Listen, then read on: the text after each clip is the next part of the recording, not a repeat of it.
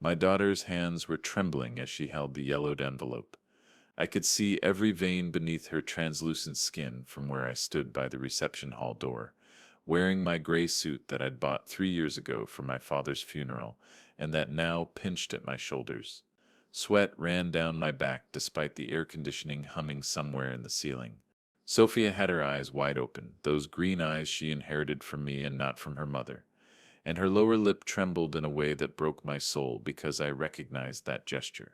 It was the same one she made when she was 5 years old and fell off her bicycle, when she tried not to cry in front of the other kids at the park.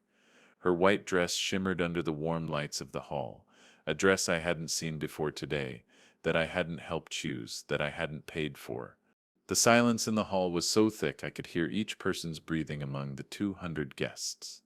Someone coughed at the fifth table. A glass clinked against a plate. The DJ had stopped the music exactly 3 minutes ago when Sophia had started opening my gift. Veronica, her mother, sat at the main table next to the groom. She wore a navy blue dress that probably cost more than my 2 months' rent. Her hair, now dyed a platinum blonde that didn't suit her, was styled in an elaborate updo. Her mouth was slightly open, and her right hand frozen in the air as if she'd been about to reach for her champagne glass and had forgotten how to finish the movement. Sophia had just read aloud the heading of the 17th letter.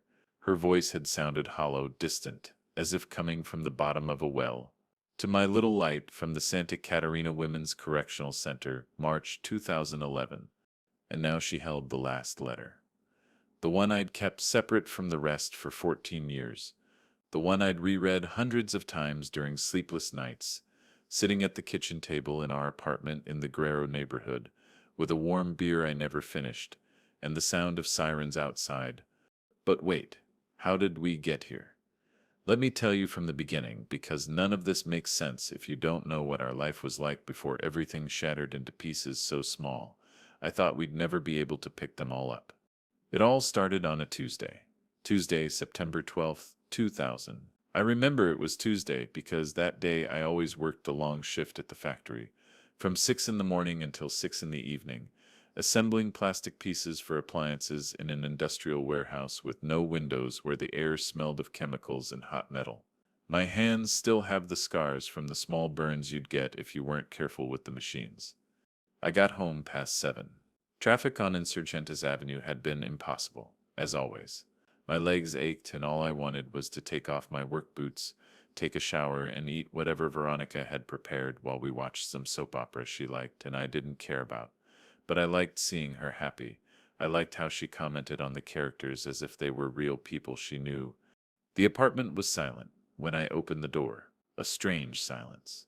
Not the normal silence of when Veronica was cooking or watching TV with the volume low. This was a silence that had weight, that took up space in the rooms as if it were something solid. The lights were off. The kitchen was clean, without any pots on the stove, the sink empty and dry. Veronica? I shouted, and my voice sounded too loud in that silence. Nothing. I walked toward the bedroom. The door was ajar, and for a moment I felt a stupid relief, thinking that maybe she'd fallen asleep, that she'd had a difficult day at her job at Mr. Gutierrez's stationery store where she kept the books and served customers when necessary. But the bed was made with the blankets stretched in that perfect way. Veronica always achieved, and I could never imitate in 25 years of trying. I opened the closet. Half the clothes had disappeared. Her dresses, her good blouses, the high heels she only wore for special occasions. That's when I saw the note on the nightstand. My hand trembled when I picked it up. The paper was from our kitchen notepad, the one we used to make the grocery list. I recognized her handwriting immediately, that round and careful script I'd always thought was pretty. Thomas, I'm sorry. I can't do this anymore. The baby is with your mom. Go get her. Don't look for me. Please, don't look for me. I'm not the person you think I am. Forgive me. I read the note 3 times. 4. 5. The words didn't change. They kept saying the same thing, forming the same impossible sentences that made no sense, that couldn't be real. Sophia. She was 2.5 years old. We'd left her with my mom that morning because the daycare was closed for some problem with the pipes. I looked at the clock. 7:20 in the evening. I grabbed the keys and ran out. I didn't bother locking up. I didn't turn off the lights I'd turned on. I just ran down the stairs, all 3 floors to the street, and kept running to the corner where I caught a taxi because I couldn't wait for the bus, and my bicycle had a flat tire since a week ago.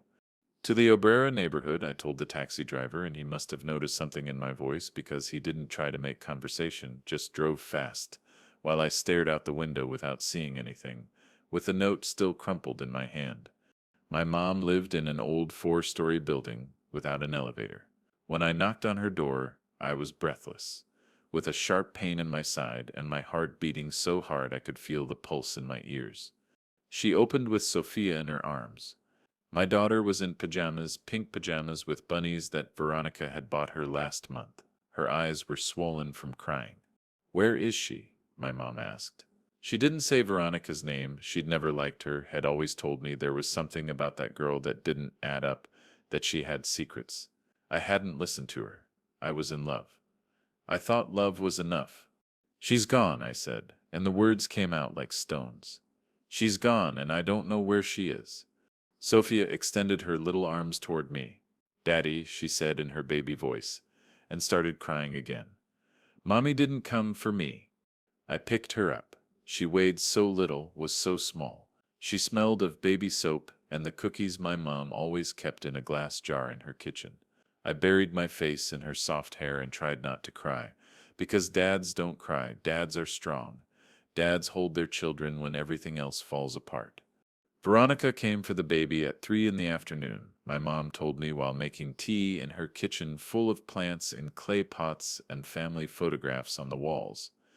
She said she was taking her to the doctor, that she'd gotten a rash.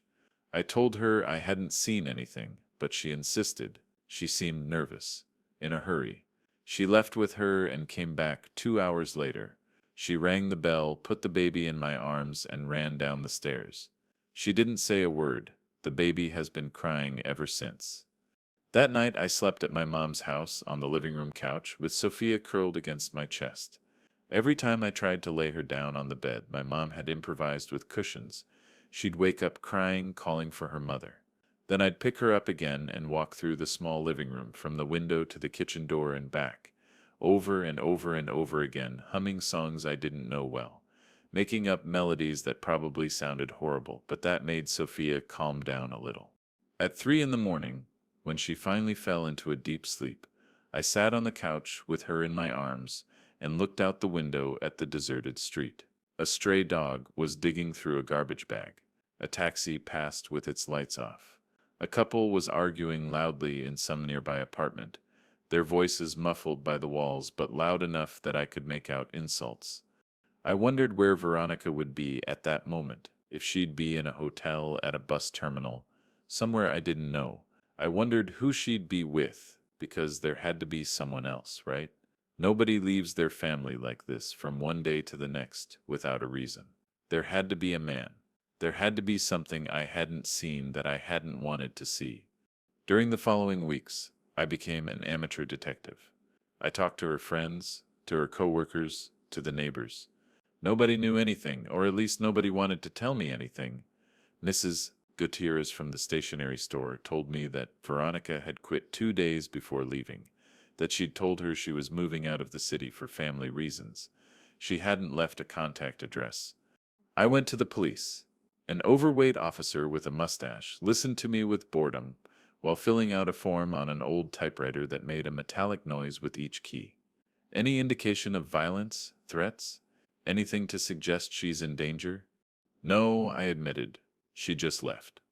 "Then she's an adult who made the decision to leave," said the officer without looking up from the form. "There's no crime. There's nothing we can do. But she abandoned her daughter. The child is with you, isn't she? She's safe. She's cared for. Look, buddy, this happens every day. Women leave. Men leave. People get tired. It's not our job to bring back someone who doesn't want to be here." I left the police station empty-handed and with a weight on my chest that felt like someone had placed an enormous stone on my ribs. The first months were the hardest. I had to learn to do things I'd never done. Comb a little girl's hair without pulling it.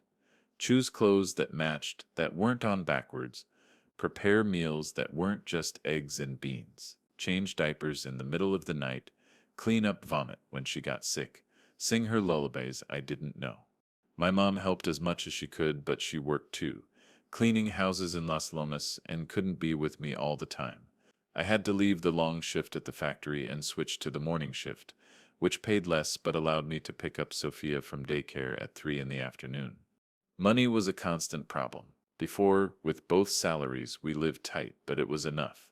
Now, with just my salary, every paycheck was a juggling act of bills, of deciding what got paid and what was left for later. I stopped buying beer. I stopped buying cigarettes. I stopped buying anything that wasn't absolutely necessary. But Sophia never knew we were struggling. She always had food on her plate, clean clothes even if they were secondhand from the flea market, toys even if they were few. On her third birthday, I threw her a small party in the apartment with a cake I tried to decorate myself that came out crooked, but she thought was the most beautiful cake in the world. "Look, Daddy," she shouted, clapping with her chubby little hands. "It has my name." I'd written Sophia with chocolate frosting, and the letter F had run, making it look more like a smudge than a letter, but she didn't care. She hugged me with all her strength and told me, "You're the best daddy in the world." And in that moment, I thought that maybe, just maybe, we were going to be okay. But the nights were long. After putting Sophia to bed, I'd sit in the kitchen with a cup of coffee and stare at the empty chair where Veronica used to sit. I wondered what I'd done wrong. If I'd worked too much, if I hadn't paid her enough attention, if there was something I could have said or done differently that would have changed her decision to leave. 6 months passed without hearing from her, then a year, then two. Sophia stopped asking about her mother. At first she asked me every day, "When is Mommy coming? Why isn't she here? Does Mommy not love me anymore?" And I had to make up excuses that would sound good to a 3-year-old, a 4-year-old. Mommy had to go far away for work. Mommy loves you very much, but can't come now. Someday you'll understand. But over time, the questions became less frequent, and then they stopped completely. It was on an afternoon in April 2004 when I received the first letter. Sophia was 6 years old and in first grade. I'd come home from work and was checking the mail in the building's mailbox when I saw the envelope. My name and address written in that handwriting I could still recognize after 4 years. There was no return address, but the postmark was from Monterey. I sat on the building stairs with the envelope in my hands without opening it. A neighbor passed by and greeted me. I barely raised my hand in response. My heart was beating fast. My hands were sweating. Finally, I opened it. "Thomas, I know I have no right to write to you. I know I don't deserve your forgiveness or Sophia's. But I need you to know that I think about her every day. I think about both of you. I made a mistake. The biggest mistake of my life. I got involved in things I shouldn't have. I thought I could handle it, that I could fix it without anyone knowing, but everything went wrong. I'm in prison. I've been here for 3 years. I'm serving a 15-year sentence for drug trafficking. I was the girlfriend of a man who was in the business. I was stupid. I was young and stupid. And I thought the money would solve all our problems. I thought I could make one trip, just one, and we'd have enough to move to a better apartment, to give Sophia everything she deserved. But they caught me at the border with 2 kilos of heroin hidden in my suitcase. I didn't even know exactly how much was there. He told me it was just a little, that it was safe. I'm so sorry. I'm so sorry I left Sophia that way. I couldn't tell you what I'd done. I was ashamed. I was terrified. I thought it would be better if you both thought I'd just left. If you hated me for being a bad mother than if you knew the truth. Please take care of our daughter. Tell her I love her. Tell her that one day when she's old enough to understand, I'll explain everything. There's a package coming separately with some money I've saved from my work in the prison workshop. It's not much, but I want it to be for Sophia, for her education, for whatever she needs. I don't expect you to forgive me. I don't forgive myself. But please don't let her forget that I exist. Don't let her think I didn't love her. Veronica. I read the letter 3 times. Then I folded it carefully and put it back in the envelope. My hands weren't shaking anymore. I felt cold as if all the blood had drained from my body. Drug trafficking, prison, 15 years. Part of me wanted to feel relief that at least now I knew that there was an explanation that she hadn't left because she'd stopped loving us. But another part, a bigger part, felt nothing but anger, a white-hot anger that made my jaw clench and my fists ball up. She'd risked everything. Our family, our future, Sophia's well-being, for money. For a shortcut. For a man who'd used her and abandoned her. The package arrived a week later, $2,000 in cash. I stared at the bills spread out on the kitchen table for a long time. Blood money, drug money, money that came from destroying other families, other lives. I almost threw it away. I almost burned it right there. But then I thought about Sophia, about the school uniforms she needed, about the glasses the doctor said she'd need soon because she was having trouble seeing the blackboard, about the birthday party she'd asked for with her school friends that I'd told her maybe we couldn't afford this year. I put the money in an envelope and hid it in the back of my closet, behind the shoebox where I kept important papers. I told myself I'd use it only for Sophia, only for things she really needed. That way, at least something good would come from all this pain. I didn't tell Sophia about the letter. She was too young. How do you explain to a 6-year-old that her mother is in prison? How do you explain drug trafficking, betrayal, the stupid decisions adults make? More letters came, one every few months. Sometimes more frequently, sometimes with longer gaps. Veronica wrote about her life in prison, about the other women there, some who'd made mistakes like her, others who were victims of circumstances beyond their control, about the classes she was taking to finish her high school degree, about the therapy sessions the prison psychologist made her attend, about how much she missed us, how much she regretted everything. I kept every letter. I don't know why. Maybe because they were the only proof that she still existed, that she still thought about us. Maybe because I thought that someday Sophia would want to read them, would want to know what had happened to her mother. But I never answered, not once. What would I say? That I forgave her? I didn't. That I understood? I didn't. That I wanted her to come back when she got out? I wasn't sure. Sophia grew up. She learned to read and write. She lost her first tooth and was excited about the tooth fairy leaving her 5 pesos under her pillow. She joined the school choir and sang at the Christmas festival, her voice pure and clear, and I sat in the audience with tears streaming down my face. She learned to ride a bike without training wheels, pedaling wobbly down our street, while I ran behind her shouting encouragement.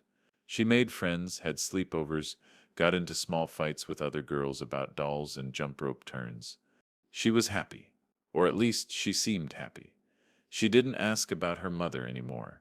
When other kids at school asked about her mom, she'd shrug and say she's gone in a matter-of-fact voice that broke my heart every time I heard it. I dated a few women over the years, nothing serious. A woman named Patricia who worked at the corner store. We went out for coffee 3 or 4 times before we both realized there was no spark. A teacher from Sophia's school who seemed interested. But when I told her about my situation, about Veronica, about everything, she said she understood but then stopped returning my calls. I didn't blame her. Who wants to get involved with that kind of mess? Mostly, it was just Sophia and me. We had our routines, breakfast together every morning. Her with her cereal and me with my coffee and toast.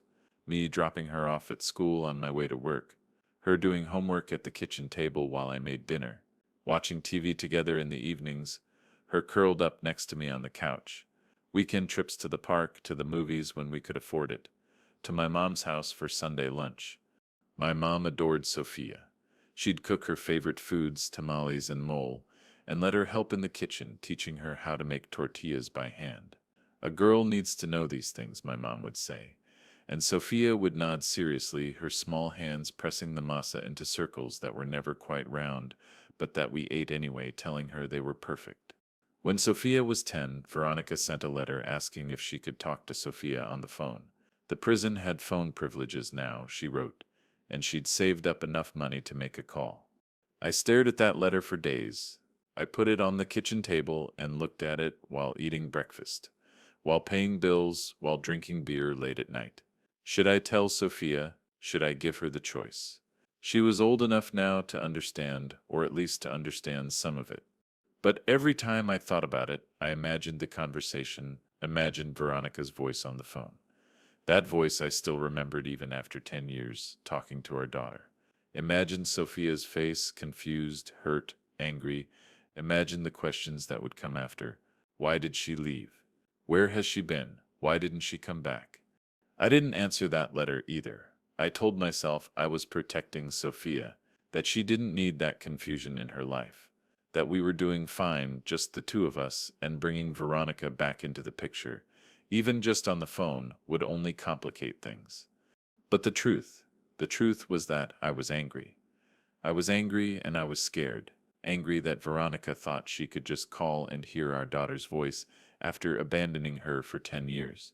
Scared that Sophia would want a relationship with her mother, that she'd forgive her more easily than I had, that I'd lose the special bond we'd built together. It was selfish. I knew it was selfish. But I couldn't help it. Sophia started middle school. She was growing up fast, getting taller, losing the roundness in her face that made her look like a little girl. She joined the soccer team, and I went to every game shouting encouragement from the sidelines, even though I knew nothing about soccer and probably looked ridiculous. She made the honor roll every semester. The teachers told me she was bright, responsible, kind to other students. I felt proud enough to burst. This amazing person, this smart and kind and wonderful girl. She was mine. I'd raised her. I'd done this, mostly alone. And look how she'd turned out. When she was 13, she came home from school one day with a strange look on her face. We were in the kitchen. I was chopping vegetables for dinner, and she was supposedly doing homework, but I could see she kept staring at the same page in her textbook without really reading it. "Dad," she finally said, "can I ask you something?" "Of course, sweetheart. What is it?" "Why did Mom leave?" The knife stilled in my hand. We hadn't talked about Veronica in years. I'd almost convinced myself that Sophia had made peace with it, had moved on. "I told you, honey, she had to go away. It was complicated." "But why? Did she not love us? Did she not love me?" I put down the knife and sat at the table across from her. Her eyes, those green eyes so much like mine, were shining with unshed tears. "Your mother loved you very much," I said, and it felt like swallowing glass to say those words. "She made some mistakes. Adult mistakes that are hard to explain. But it was never about you. You were perfect. You are perfect. But she never calls. She never writes. She never even sends a birthday card. It's like I don't exist to her. If she only knew, if she only knew about the stack of letters hidden in my closet, letters addressed to her that I'd never let her see." "Some adults are very bad at staying in touch," I said weakly. "It doesn't mean they don't think about you." She wiped her eyes with the back of her hand. "Jenny's parents are divorced and she sees her mom every other weekend. Sarah's dad moved to another city, but he calls her every week. Why is my mom different? Why doesn't she even try?" I didn't have a good answer. How could I? The real answer was that I'd prevented Veronica from trying, that I'd kept her letters hidden, that I'd never told Sophia she wanted to talk on the phone. But I couldn't tell her that. What kind of father would that make me? "I don't know, sweetheart," I finally said.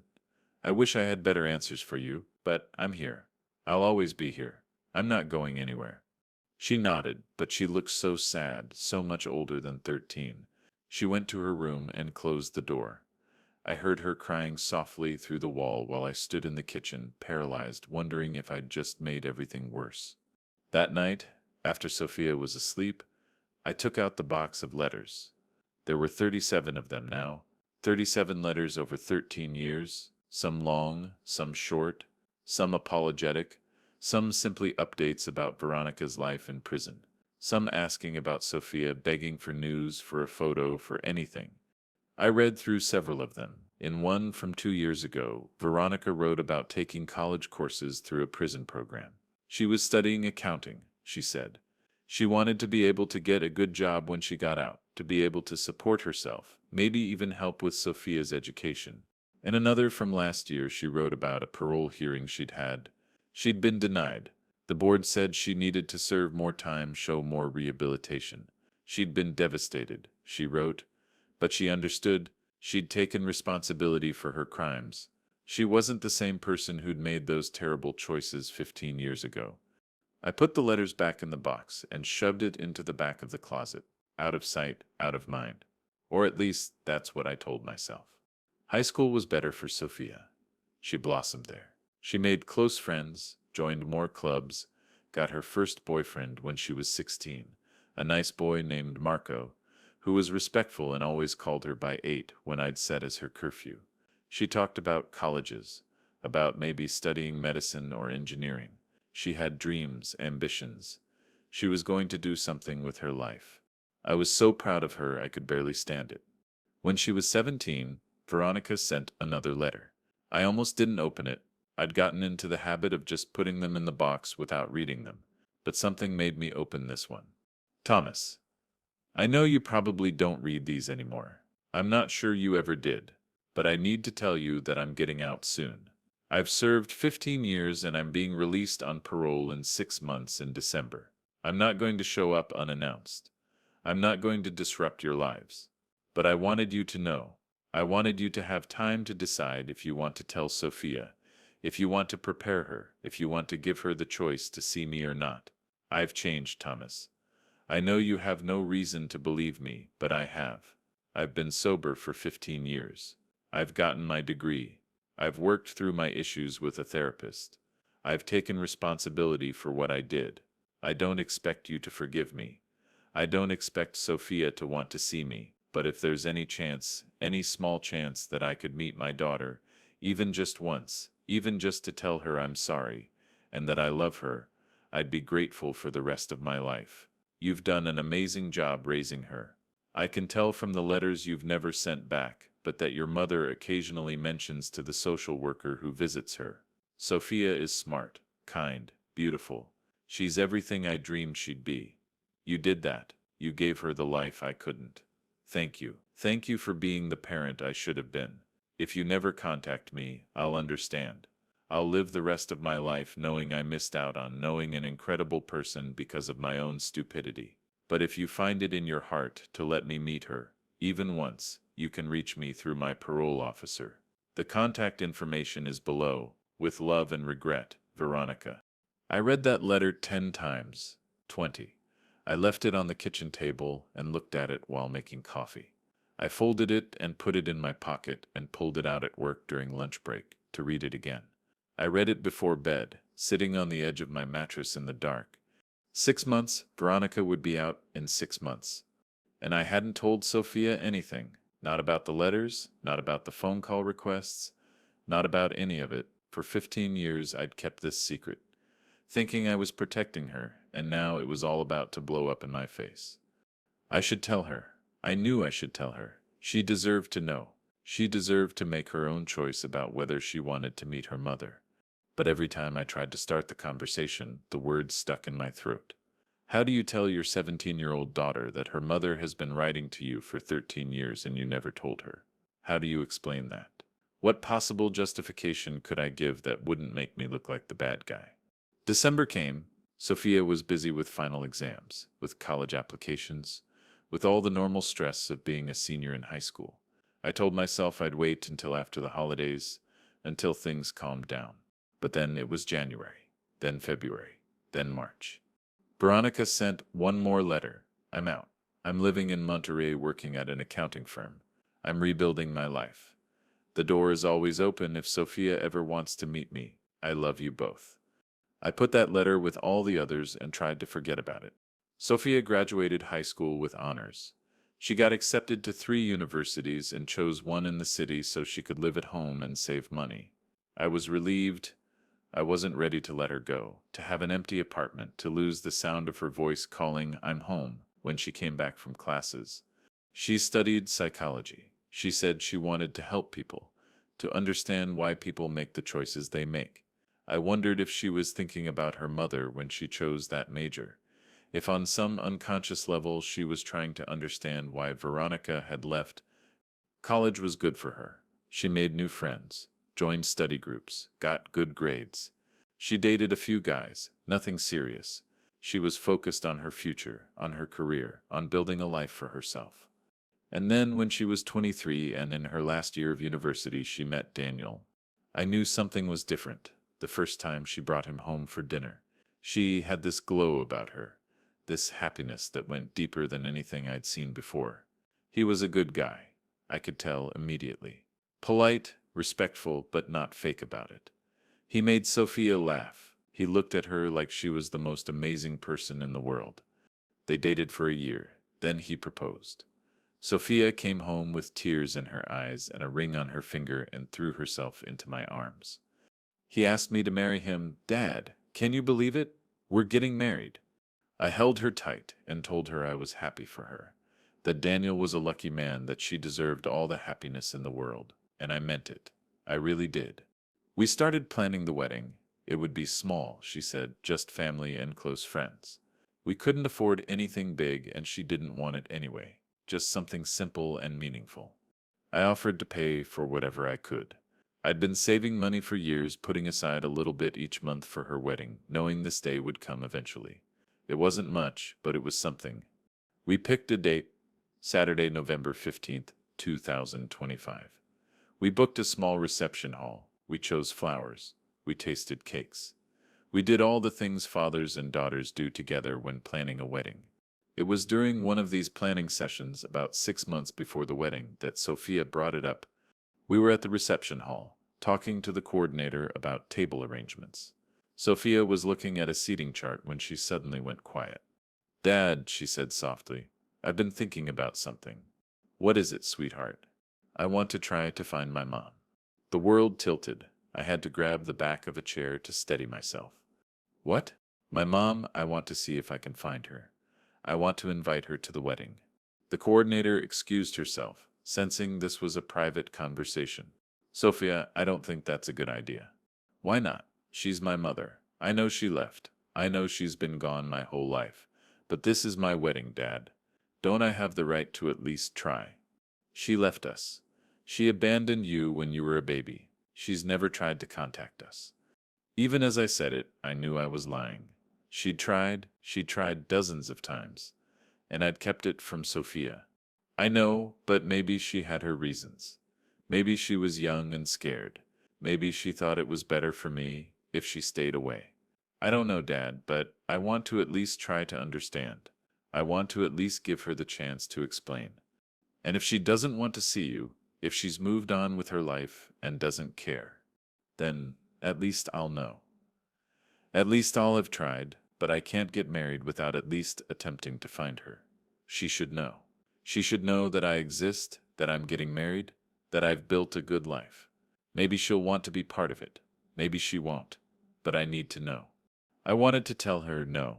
I wanted to forbid it, to protect her from the disappointment, from the pain. But she was 23 years old. She was an adult. I couldn't control her anymore. How are you going to find her? I asked quietly. I'll start with social media, then maybe hire a private investigator if I need to. Daniel offered to help me. He thinks it's important too. Of course, Daniel thought it was important. Daniel was a good person who couldn't imagine a father keeping 15 years of letters hidden from his daughter. Give me some time to think about it, I said. Dad, there's nothing to think about. I'm going to do this with or without your permission. I'd rather do it with your support. She left that day without saying goodbye. I could tell she was angry, hurt that I wasn't immediately enthusiastic about her plan. I drove home in a daze.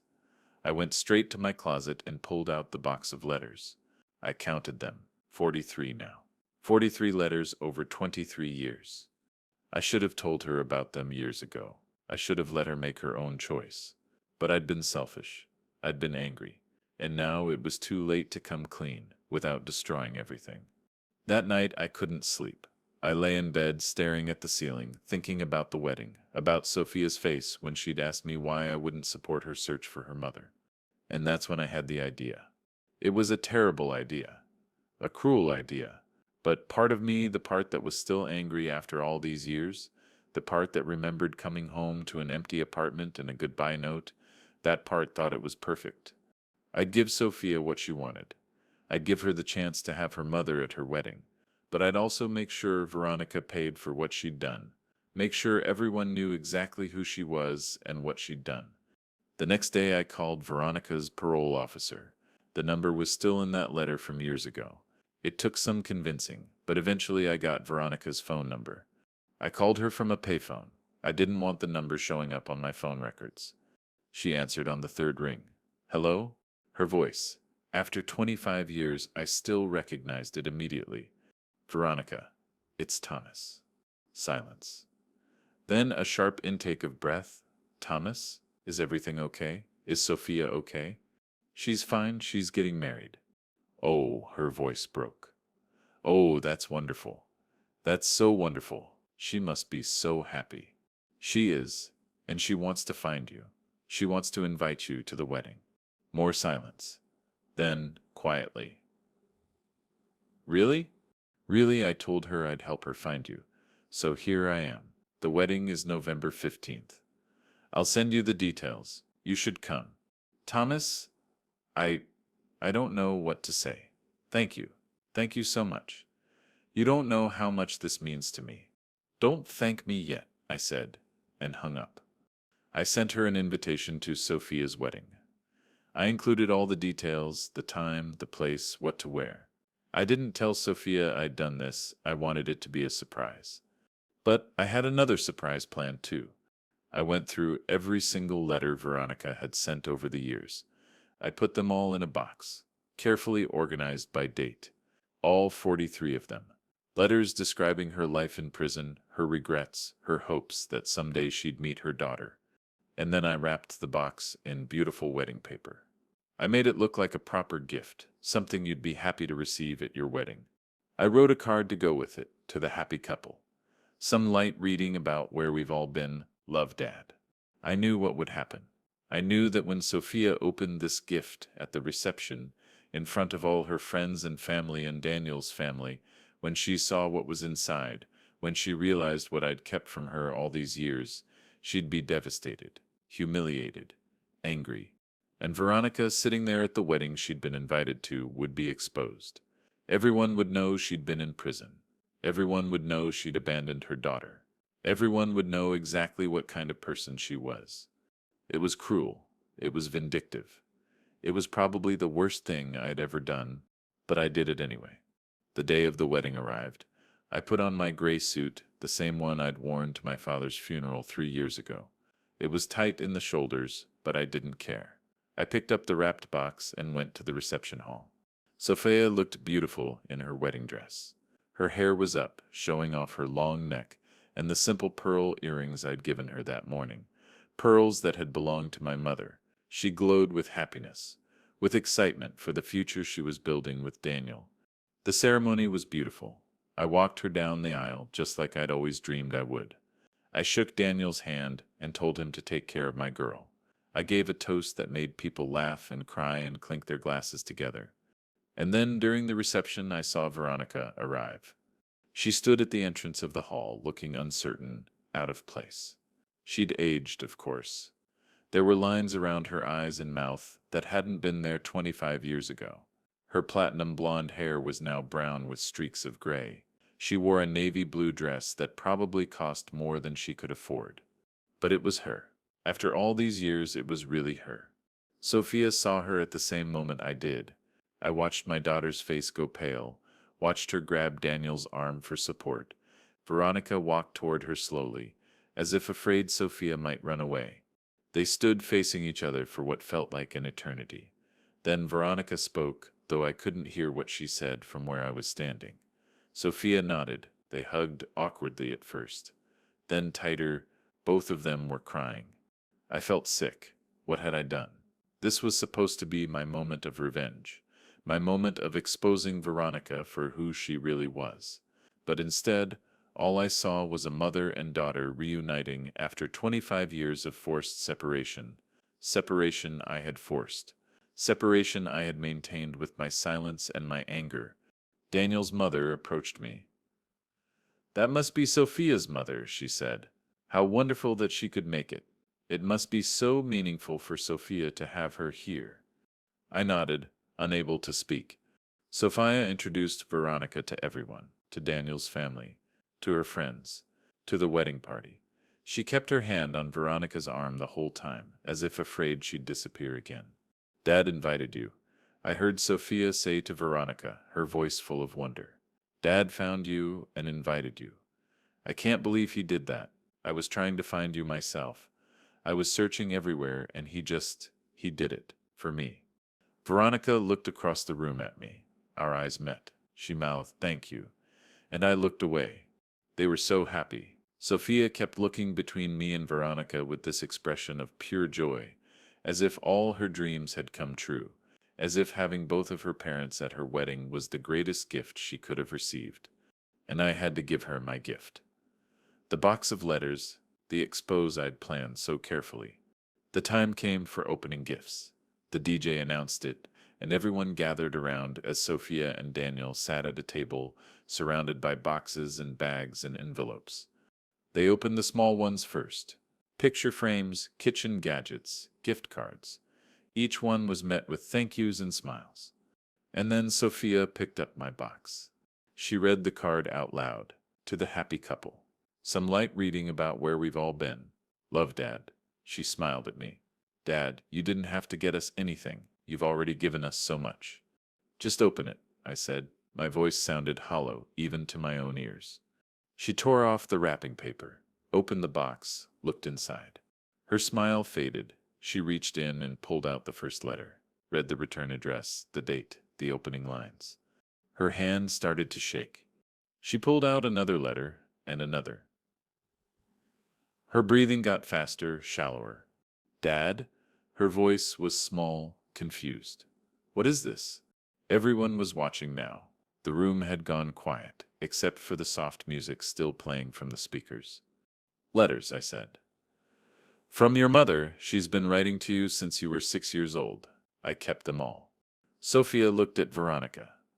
Veronica had stood up, her hand over her mouth, tears streaming down her face. You wrote to me? Sophia whispered. Every few months, Veronica said, her voice breaking. For 17 years, I wrote to tell you I loved you, to explain what happened, to try to stay in your life any way I could. He never told you. He never gave them to you. Sophia turned back to me. The look on her face, it was like I'd slapped her, worse. It was betrayal, confusion, anger, hurt, all mixed together into something I'd never seen in her eyes before. You kept these from me? For 17 years? I was protecting you, I said weakly. Protecting me. From what? From knowing my mother thought about me, from knowing she wanted to talk to me, from making my own choice about whether I wanted a relationship with her. She started pulling out more letters, reading the dates aloud. 2004, 2006, 2010, 2015, 2020. You had these for years, Dad. Years.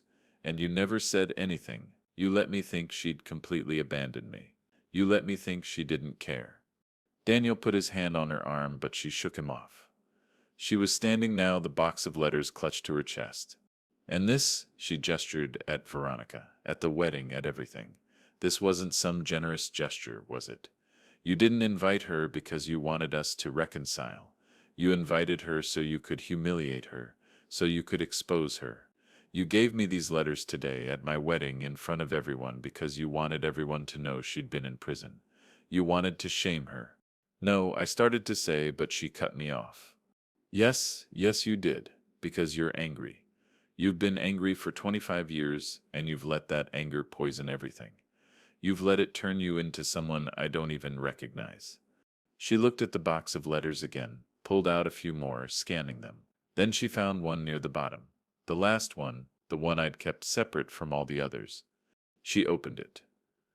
Read the first few lines. Her face went even paler. This one, she said slowly.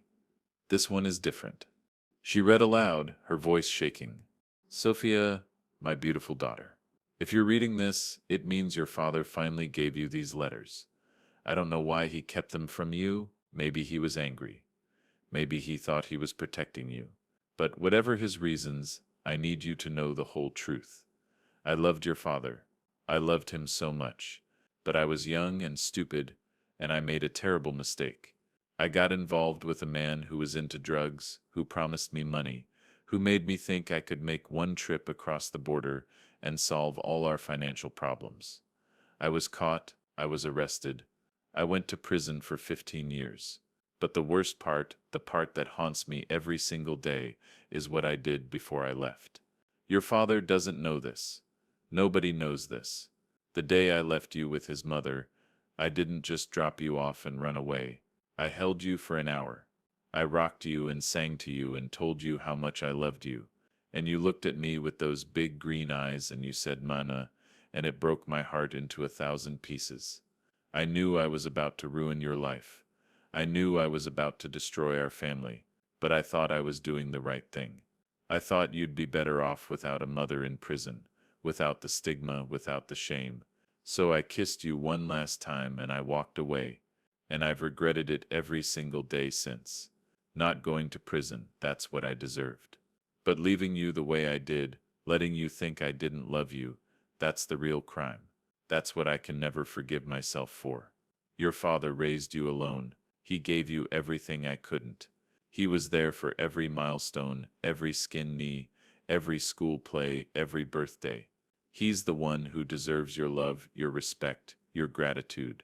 But if there's any room in your heart for me, if you can find it in yourself to forgive me, even a little bit, I would like to meet you, to tell you in person how sorry I am, to try to build some kind of relationship, even if it's small, even if it's tentative. You don't owe me anything.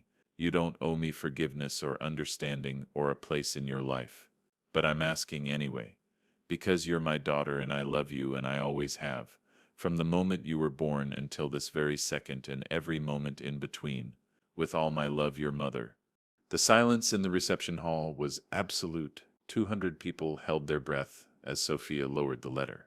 She looked at me, then at Veronica, then back at me.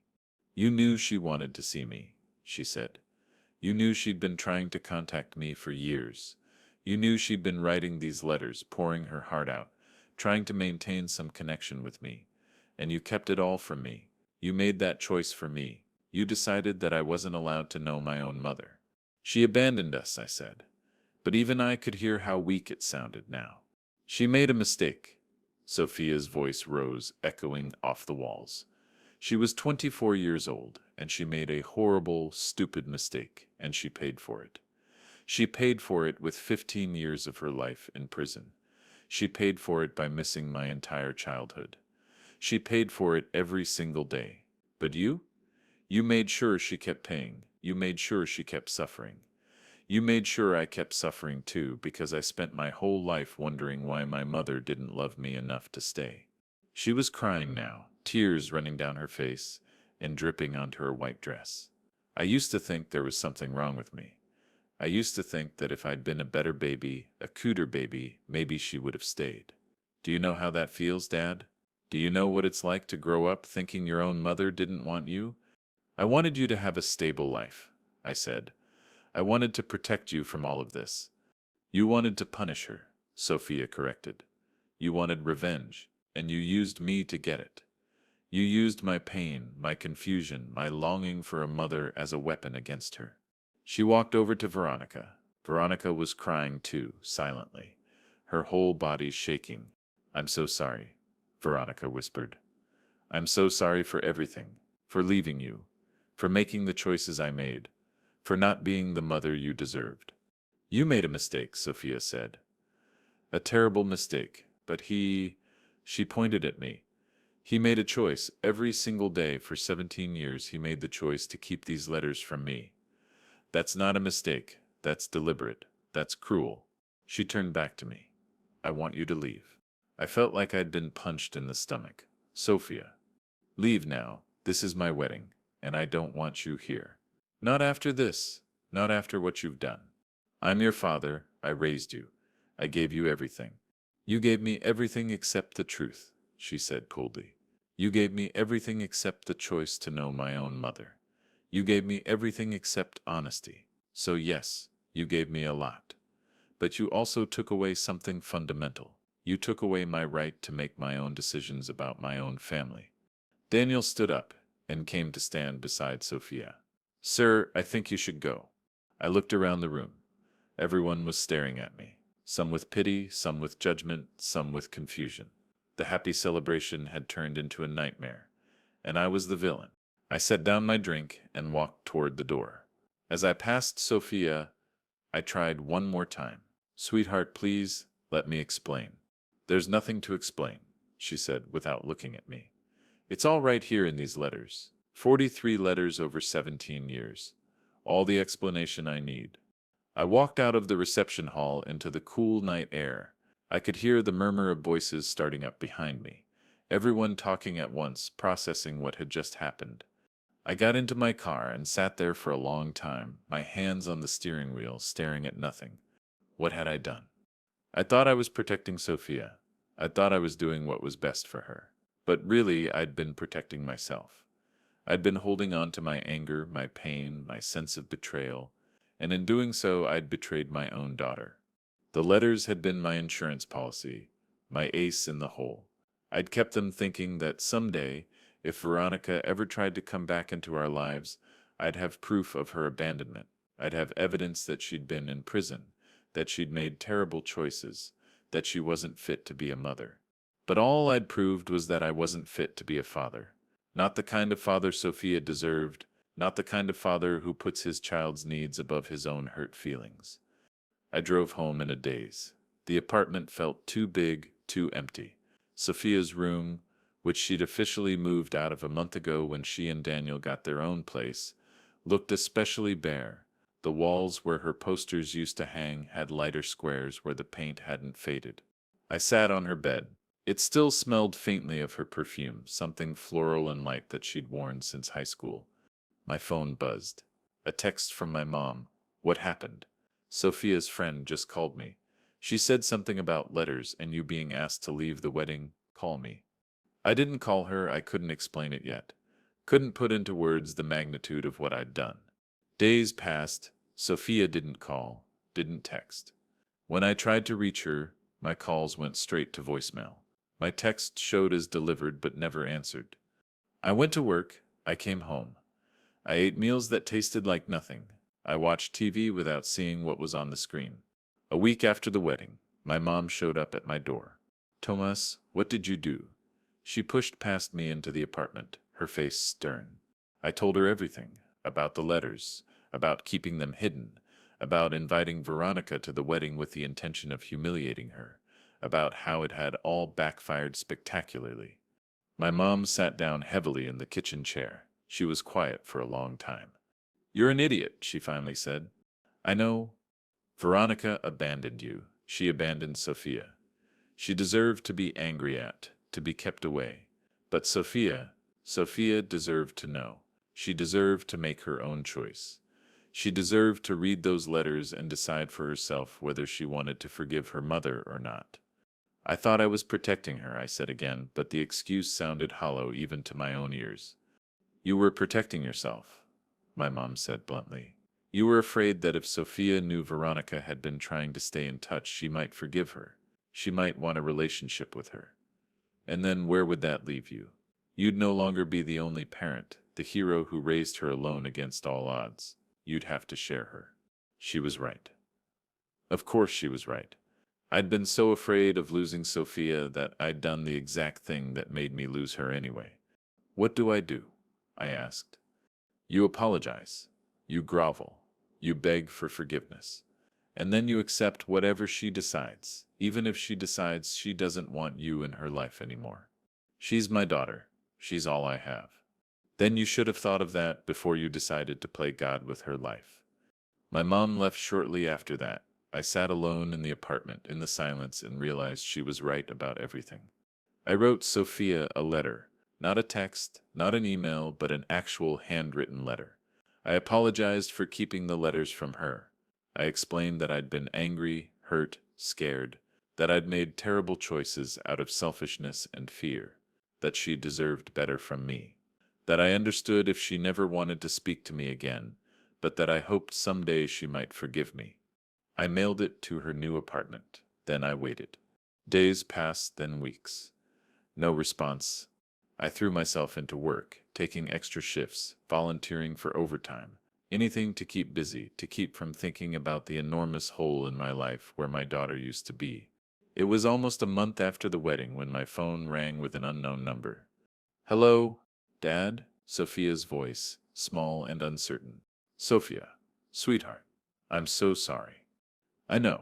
I got your letter. I've read it about 100 times. I don't know what I was thinking.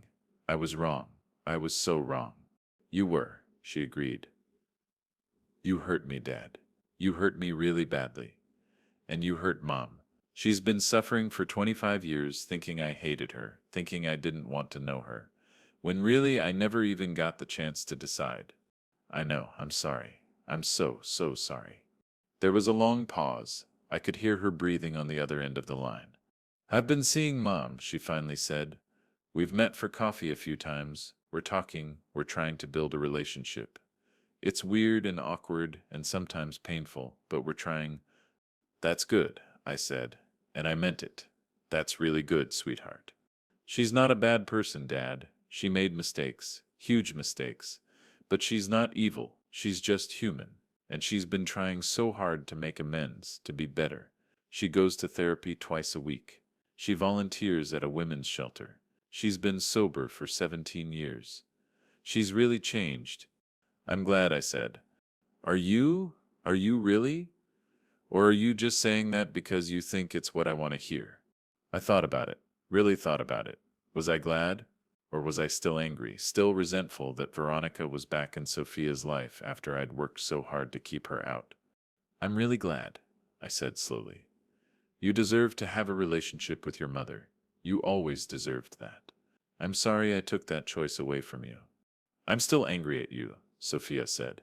I don't know when I'll stop being angry. Maybe never. What you did was unforgivable. I know, but you're still my dad. You still raised me. You still taught me how to ride a bike, and helped me with my homework, and held me when I cried. That means something. It means a lot. My throat was tight. You mean everything to me, Sophia?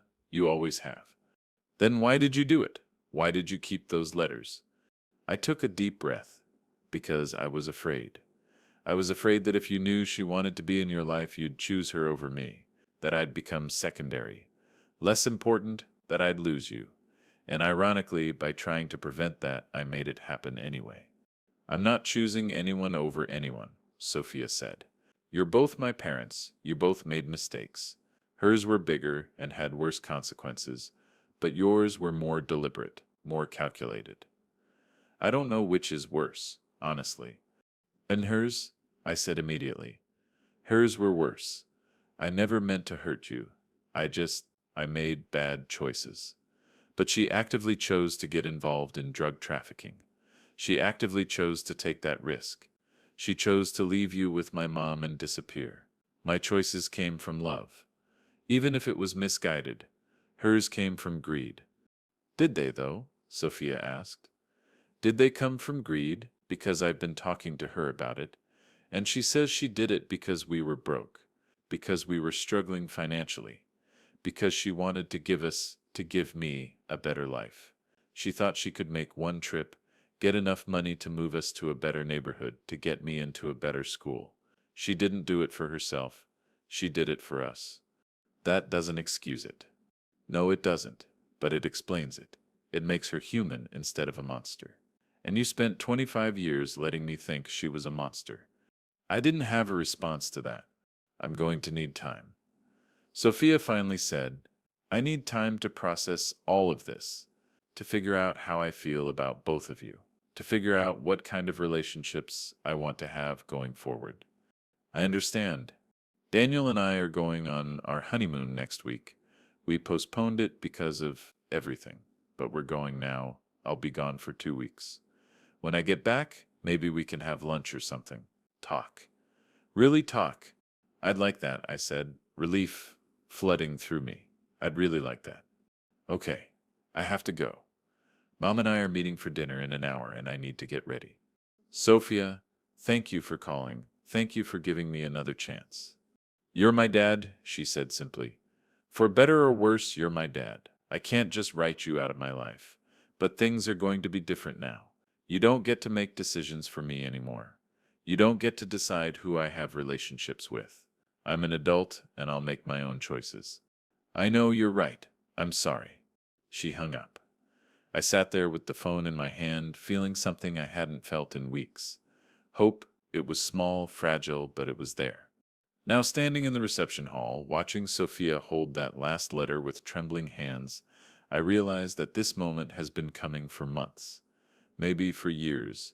Maybe from the moment I decided to keep that first letter hidden all those years ago. Sophia reads the entire letter aloud, every word, every confession, every apology. Her voice breaks in places, wavers, but she keeps going. When she finishes, she folds the letter carefully and looks at me. You had no right, she says. You had no right to keep these from me. You had no right to make this decision for me. You had no right to judge Mom and decide she wasn't worthy of being in my life. I was your father. It was my job to protect you. From what? From having a mother who made mistakes? From having a complicated family? From having to deal with difficult emotions? That's life, Dad. That's what growing up means. You don't get to protect me from life. She stands up, still holding the box of letters. She walks over to Veronica, who's been sitting frozen in her chair, tears streaming silently down her face. Mom, Sophia says, and it's the first time she's called Veronica, that at least that I've heard. I'm so sorry. I'm sorry you've been carrying this guilt and pain for 25 years. I'm sorry you spent all those years in prison thinking I hated you. I'm sorry Dad kept your letters from me and made you think I didn't want to know you. Veronica stands up shakily. You don't have anything to apologize for. None of this is your fault. I'm the one who made the terrible choices. I'm the one who destroyed our family. No, Sophia says firmly. You made one bad choice 25 years ago. Dad made a bad choice every single day for 17 years. Your choice was impulsive and stupid. His was deliberate and calculated. You both hurt me, but at least you've spent the last 25 years trying to make amends. She turns back to me. What have you done to make amends, Dad? Have you apologized? Have you acknowledged what you did was wrong? Or did you just convince yourself you were justified because you were the one who stayed, who raised me, who did the hard work? I did do the hard work, I say, and I can hear the defensiveness in my voice. I was the one who was there every single day. I was the one who changed your diapers and made your meals and took you to school and helped with your homework and nursed you when you were sick. I was the one who gave up everything to raise you alone. Where was she? She was in prison. She was paying the consequences for her own actions. I was paying the consequences for her actions too, but I didn't abandon you. I stayed. You want a medal? Sophia's voice is sharp. You want me to thank you for doing the bare minimum of being a parent, for raising your own child. That's what parents do, Dad. That's what you're supposed to do. You don't get extra credit for not abandoning me. It wasn't the bare minimum. I gave you everything I had. I sacrificed everything for you. And then you used that sacrifice as justification for controlling my life, for deciding who got to be in it, for keeping secrets that weren't yours to keep. Daniel steps forward. He's been quiet this whole time, just standing beside Sophia, but now he speaks up. Sir, I think maybe you should go. This is supposed to be a celebration, and it's turned into something painful. Maybe it's better if you leave and everyone has some time to cool down. This is my daughter's wedding, I say. I paid for half of it. I walked her down the aisle. You can't kick me out. Actually, I can, Sophia says. Because it's my wedding, not yours, and I'm asking you to leave. I look around the room. Every single person is staring at us. Some people have their phones out, probably recording this disaster. Daniel's mother is whispering to someone at her table. The DJ has stopped the music completely. This is it. This is the moment where I can either leave with some dignity intact, or I can make this even worse. Fine, I say. I'll go. But Sophia, you need to understand something. I did what I thought was right. Maybe I was wrong. Maybe I made mistakes. But everything I did because I love you. Love isn't enough, Sophia says quietly. Love without trust, without honesty, without respect for the other person's autonomy, that's not real love. That's possession. That's control. I feel like she's slapped me. Like every word is a physical blow. I'm sorry you feel that way, I say stiffly. I'm sorry you made me feel this way, she responds. I turn and walk toward the door. Each step feels like I'm walking through mud, like my legs are too heavy to move. I can hear whispers starting up behind me, a wave of conversation spreading through the room. Just before I reach the door, I turn back one more time. Sophia is hugging Veronica now, both of them crying. Daniel has his arms around both of them, protecting them, comforting them. And I'm alone. I've been alone for 25 years, really. I just didn't realize it until now. I thought I had Sophia, but I never really had her. I had the idea of her, the version of her that I'd created in my mind, the daughter who would always choose me, who would always see me as the hero of the story. But Sophia is real. She's her own person with her own thoughts and feelings, and the right to make her own choices. And by trying to control those choices, by trying to write her story for her, I lost her. I walk out of the reception hall into the parking lot. It's a clear night, stars visible despite the city lights. The air is cool and smells like rain might be coming. I get in my car, but I don't start it. I just sit there, hands on the steering wheel, staring at nothing. My phone buzzes. A text from my mom. A friend just told me what happened at the wedding. What did you do, Tomas? I don't respond. What would I say? That I finally got my revenge on Veronica. That I exposed her to everyone. That I thought humiliating her would make me feel better about the last 25 years. Except I don't feel better. I feel hollow. Empty, like I've won some kind of Pyrrhic victory where the cost was everything I actually cared about. Another text, this time from an unknown number. This is Daniel. Sophia asked me to tell you that she needs space. Please don't try to contact her for a while. She'll reach out when she's ready. When she's ready, if she's ever ready. I finally start the car and drive home. The apartment is dark when I arrive. I don't bother turning on the lights. I just sit in the dark living room, in the same chair where I used to hold Sophia when she was a baby and couldn't sleep, where we used to watch cartoons together on Saturday mornings, where she'd tell me about her day at school while I pretended to understand teenage girl drama. All those memories, all those years of being her dad, of being her whole world, and I threw it away because I couldn't let go of my anger. No, that's not quite right. I threw it away because I was afraid that if Sophia knew the truth, she'd realize that Veronica wasn't the monster I'd made her out to be, that she'd realize her mother had been trying all along, that she'd realize I was the one who'd kept them apart. And now she knows. Now everyone knows. I think about the last letter, the one Sophia read aloud to everyone, the one where Veronica confessed that she'd held Sophia for an hour before leaving, that she'd sung to her and told her she loved her, that she'd made the choice to leave not because she didn't care, but because she thought it was what was best for Sophia. It was the wrong choice, obviously, catastrophically wrong, but at least it was motivated by something other than pure selfishness. What was my motivation for keeping the letters hidden? I told myself it was to protect Sophia, but really it was to protect myself, to protect my position as the sole parent, the only person Sophia needed to protect my ego, my sense of righteousness, my belief that I was the good guy in this story. But there are no good guys, just people making choices, some better than others, all of them with consequences. My phone rings. For a moment I think it might be Sophia, but it's my mom. Tomas, what were you thinking? I don't know, Mama. I don't know what I thought. You thought you could hurt Veronica. You thought you could punish her for leaving, and you used your daughter to do it.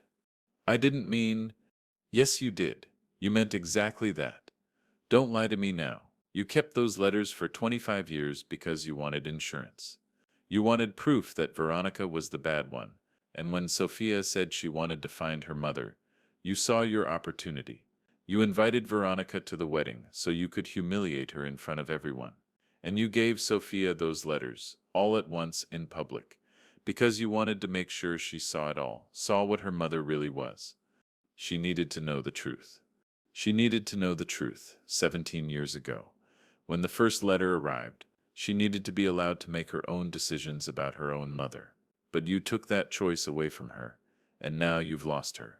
She said she needs space. She didn't say forever. Tomas. Listen to me. I love you. You're my son, but what you did was wrong. Not just wrong, but cruel. And I don't know if Sophia will ever forgive you. I don't know if I would in her place. So what do? You give her space, like she asked. You don't try to contact her. You don't show up at her apartment.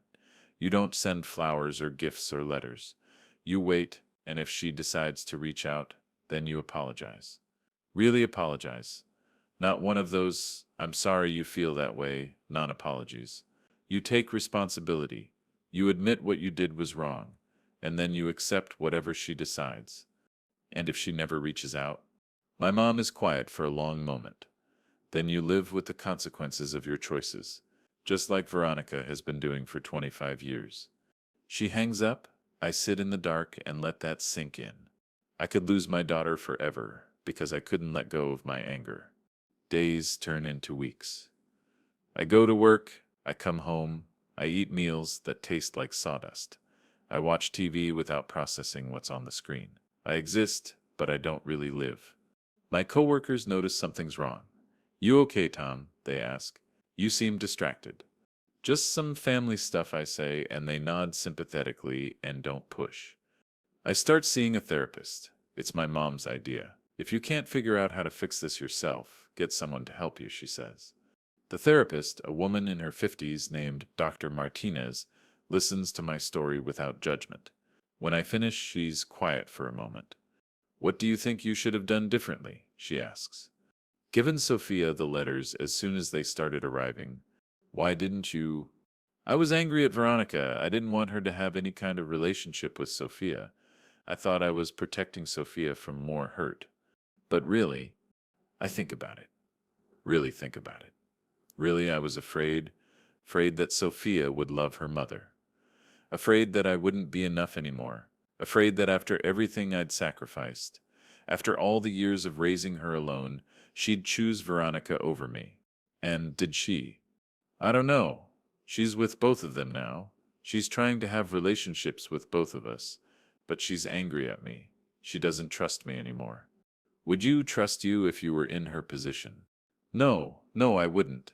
We talk about anger, about fear, about control, about how trying to control other people never works, how it only pushes them away, about how love means letting go, means trusting the other person to make their own choices, even if those choices might hurt you. What if she chooses her mother? I ask. What if, after everything, she decides she wants a relationship with Veronica, but not with me? Then you accept it, Dr. Martinez says simply. You accept that your actions have consequences. You accept that you hurt her deeply and that forgiveness isn't guaranteed. And you work on becoming a better person, not to win her back, but because it's the right thing to do. It's not the answer I want, but it's probably the answer I need. 2 months after the wedding, I get a text from Sophia. I'm ready to talk. Can you meet me for coffee on Saturday at 2 p.m.? The place on Avenida Amsterdam. My hands shake as I text back. Yes, I'll be there. Saturday feels like it takes forever to arrive. I change my shirt 3 times, trying to figure out what looks right. Too formal seems like I'm trying too hard. Too casual seems like I don't care enough. I finally settle on a plain blue button-down and jeans. I arrive 15 minutes early and order a coffee. I don't really want just to have something to do with my hands. I sit at a table by the window and watch people walk by outside, a couple holding hands, a mom with a stroller, an old man walking a tiny dog. Sophia arrives exactly on time. She looks different, thinner maybe, or maybe just more serious. Her hair is shorter, she's wearing jeans and a simple black sweater. She sits down across from me without hugging me. Hello? That hurts more than I expected. Hi, she says. Hi, thank you for agreeing to meet with me. She orders a tea from the waiter who comes over, and we sit in awkward silence until it arrives. I've been seeing a therapist, she finally says. So has Mom. We're working through a lot of stuff. That's good. I'm seeing one too. Really? She looks surprised. Really? Your grandmother suggested it. Said I needed to figure out why I did what I did. And have you? Figured it out? I think so. I was afraid of losing you. Afraid that if you knew your mother was trying to stay in touch, you'd realize that I was the one keeping you apart, that you'd hate me instead of her. So you made sure I hated her instead. Yes, and I'm sorry. I'm so sorry, Sophia. What I did was wrong. It was selfish and cruel and controlling. You deserved better. You deserved the truth and the chance to make your own choices. She sips her tea, not looking at me. Mom says she understands why you did it. She says you were hurt and angry, and it makes sense that you'd want to protect yourself. Your mother is more forgiving than I would be in her position. She's had a lot of practice with forgiveness. She's had to forgive herself for 25 years. That's not easy. No, I imagine it's not. Sophia finally looks at me. Her eyes are sad. I read all the letters, all 43 of them. I stayed up all night reading them in order, seeing how her handwriting changed, how her tone changed as the years went on. At first she was desperate, apologetic, almost frantic. But as time went on, and you never responded, never let her talk to me, her letters got quieter, more resigned. But she never stopped writing. She never stopped hoping. I know. She told me things in those letters that she's too embarrassed to say out loud even now. She told me about her life in prison, about the things she saw, the women she met. She told me about getting sober, about how hard it was, about how many times she wanted to give up. She told me about the classes she took, the books she read. She sent me copies of her report cards from her college classes. She got a 4.0 comma dad. While in prison dealing with all that trauma and pain, she got straight A's. She always was smart. She wrote about you too, about how grateful she was that you were taking care of me, about how she knew you'd be a good father even if she wasn't a good mother, about how she hoped that someday you'd be able to forgive her even though she knew she didn't deserve it. I don't know what to say to that. I've forgiven her, Sophia says. I haven't forgiven you yet. That stings, but it's fair. I understand. I don't expect you to. I just wanted you to know that I know what I did was wrong. I wanted to apologize. And I wanted to tell you that whatever relationship you want to have going forward, whether that's seeing each other sometimes or not seeing each other at all, I'll respect your decision. I don't want to cut you out of my life, Sophia says. You're still my father, you still raised me. Those years still matter. But things have to be different. You don't get to make decisions for me anymore. You don't get to decide who I have relationships with. You don't get to keep secrets from me for my own good. If we're going to have a relationship, it has to be built on honesty and respect. I can do that. I want to do that. Can you, though? Can you really be okay with me having a relationship with Mom? Can you handle it if I spend Christmas with her, if I ask her for advice instead of you? If I call her when something good or bad happens, I want to say yes immediately. I want to promise that I'm fine with all of it. But Dr. Martinez taught me to be honest, to sit with uncomfortable truths instead of rushing to reassure. Honestly, it's going to be hard. I'm going to have to work on it. But I'm willing to try. I'm willing to learn. Because losing you completely would be harder than sharing you with your mother. Sophia nods slowly. That's fair. At least you're being honest. We sit in silence for a moment. The coffee shop is busy around us, people talking and laughing and living their lives, while ours feels so heavy. Mom wants to apologize to you, Sophia says. She says she owes you that. She says she put you in an impossible position, leaving the way she did, and she never thanked you for taking care of me. She doesn't owe me anything. She thinks she does, and honestly, Dad, maybe you should let her apologize. Maybe you both need closure. I don't know if I'm ready for that. Well, when you are, let me know. She'll meet you whenever you want. We talk for another hour, not about the letters or the wedding or the past, but about her life now, about her honeymoon to Cancun, about Daniel's new job, about the apartment they're fixing up, normal stuff, parent and child stuff. When we're getting ready to leave, Sophia hugs me. It's brief, not like the long hugs we used to share, but it's something. Thank you for meeting with me, she says. Thank you for giving me another chance. I love you, Dad. Even though I'm angry at you, I still love you. I love you too, sweetheart. More than anything in this world. We make plans to have dinner the following week. All three of us, me and Sophia and Daniel. A chance to start rebuilding, slowly. As I watch her walk away down the street, I feel something I haven't felt in 2 months. Hope, real, genuine hope that maybe, somehow, we're going to be okay. It's not going to be easy. It's going to take time, work, therapy, difficult conversations, but maybe that's what real love is. Not the easy, uncomplicated love I thought I had with my daughter all those years, but the harder kind, the kind that requires honesty and vulnerability and the courage to admit when you're wrong. I drive home feeling lighter than I have in months. When I get to my apartment, I go straight to my closet and pull out the box where I'd kept the letters. It's empty now, all the letters returned to Sophia. But there's something else in there. An old photo album I haven't looked at in years. I take it out and sit on the couch, flipping through the pages. There's Veronica, young and smiling, holding baby Sophia. There we are at Sophia's first birthday, cake smeared all over her face.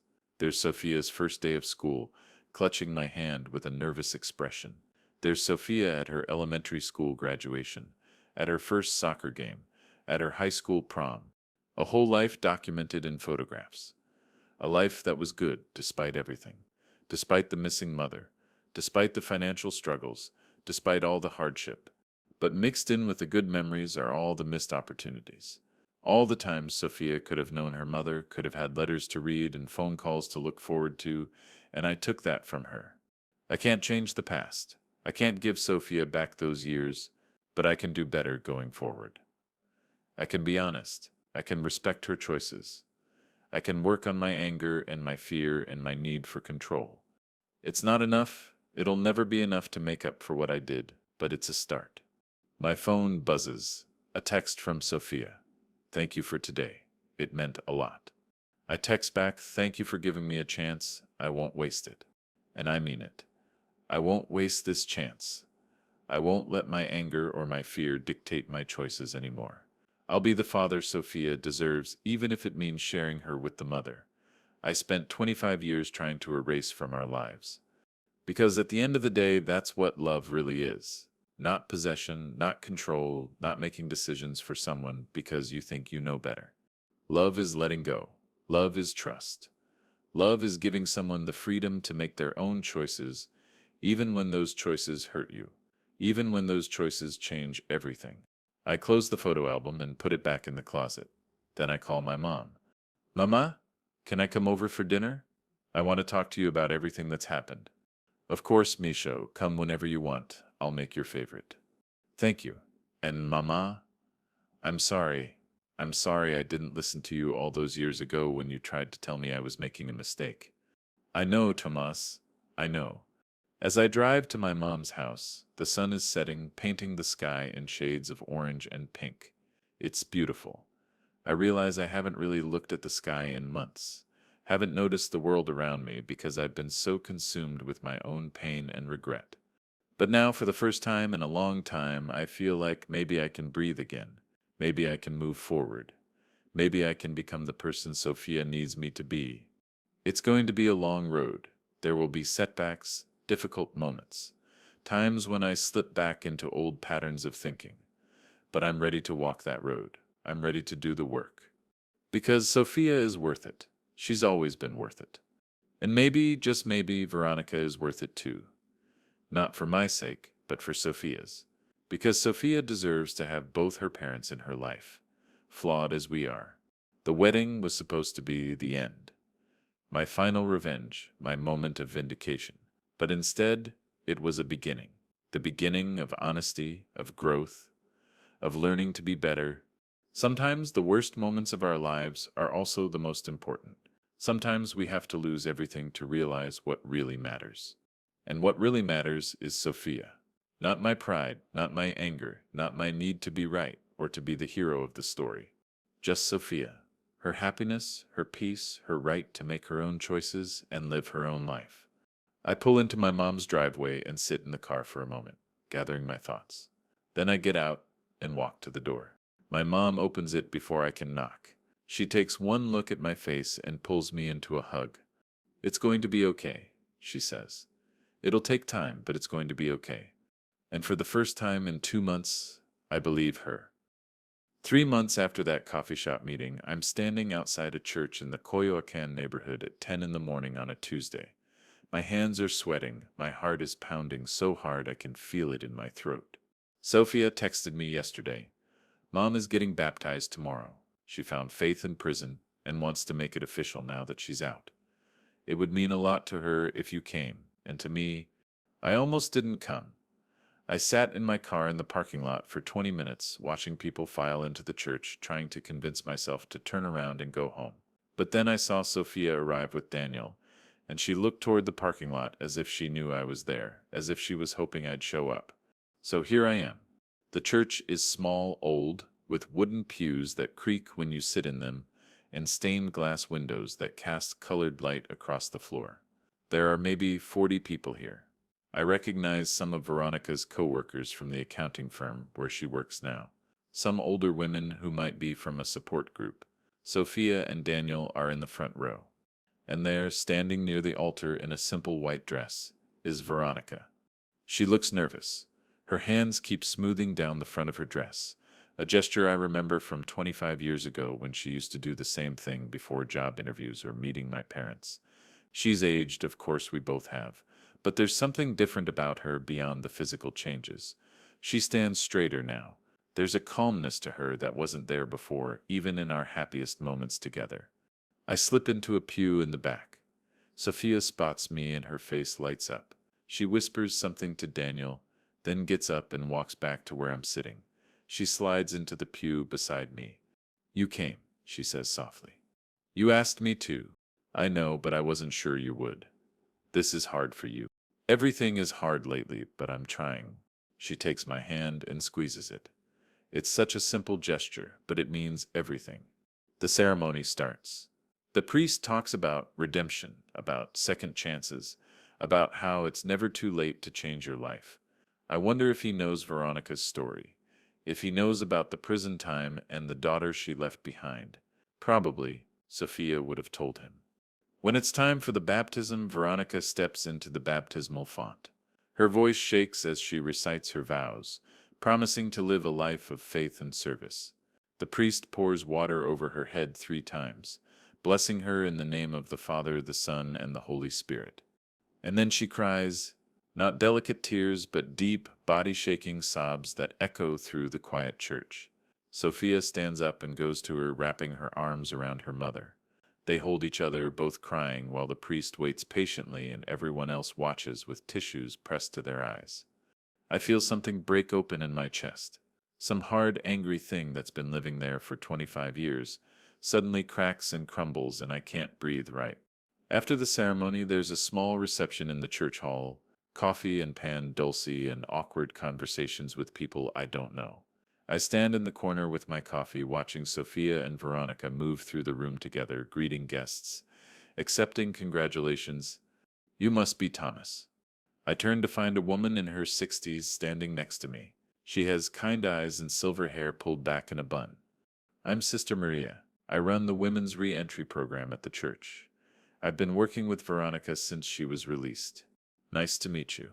She talks about you sometimes, you know, about how you raised Sophia alone, about how grateful she is that you gave their daughter a good life. I don't know what to say to that.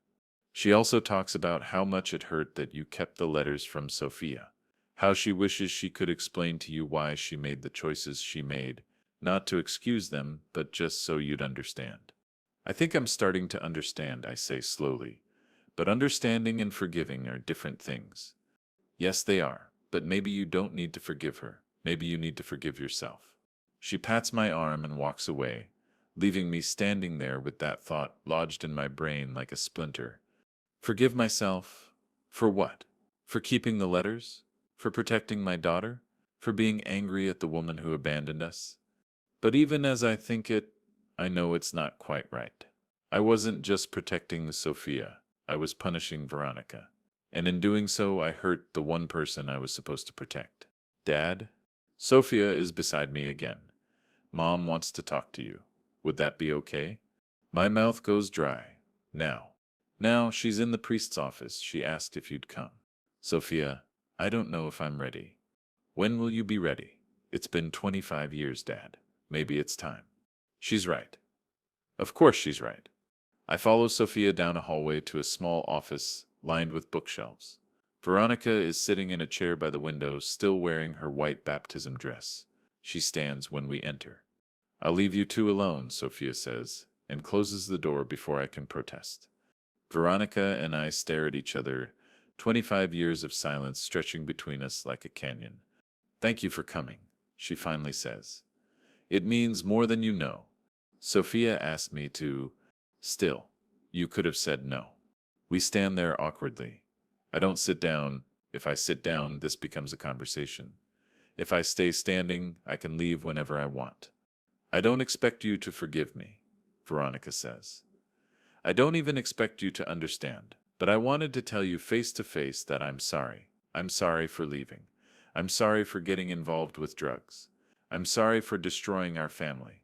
I'm sorry for putting you in the position of having to raise our daughter alone. You're sorry. The words taste bitter. 25 years later, you're sorry. I've been sorry every single day since I left. But sorry doesn't fix anything, does it? It doesn't give you back those years. It doesn't erase the pain I caused. No, it doesn't. I read the letters, Thomas, the ones I wrote to Sophia. She showed them to me after the wedding. I'd forgotten some of the things I wrote, how desperate I was in the beginning, how that desperation turned into resignation as the years went on. I poured my heart out in those letters, thinking that someday she'd read them and understand. I never imagined you'd keep them from her. I was protecting her. From what? From knowing her mother loved her? From having a choice about whether to forgive me? From disappointment? From more pain? From you? You were protecting yourself, Veronica says quietly. From having to share her with me, from losing your position as the only parent she needed. I understand that, Thomas. I really do. But it was wrong. You know it was wrong. Of course I know it was wrong. My voice rises, and I don't care. You think I don't lie awake at night thinking about it? You think I don't see the look on Sophia's face when she realized I'd kept those letters? You think I don't know that I hurt her in ways that might never heal? Then why did you do it? Because I was angry, because you left us. Because you made a selfish, stupid choice that destroyed everything. Because every time I looked at Sophia and saw her crying for her mother, every time I had to explain to someone why I was a single dad, every time I had to choose between paying rent or buying her new shoes, I hated you. I hated you so much that when your letters started coming, I couldn't stand the thought of you getting to be part of her life after everything you'd done. The words are pouring out now, 25 years of rage and hurt and pain spilling into this small office. You gotta leave. You gotta escape to prison, where at least you only had to worry about yourself. You gotta take classes and work on yourself and become a better person. Meanwhile, I was drowning. I was working 12-hour days and coming home to a toddler who wouldn't stop crying for her mother. I was figuring out how to braid hair and buy the right kind of sanitary pads and explain periods and boys and all the things that mothers are supposed to teach their daughters. I did all of that alone, Veronica. Alone. I'm breathing hard, my fists clenched, and I realize I'm crying. When did I start crying? Veronica is crying too. You're right. You're absolutely right. You did all of that alone because I wasn't there. Because I made a choice that took me away from my family. And there's nothing I can say or do that will ever make that okay. Then why am I the bad guy? Why am I the one who lost his daughter? You're the one who went to prison. You're the one who committed a crime. But somehow I'm the villain of this story because I kept your letters? You're not the villain, Veronica says softly.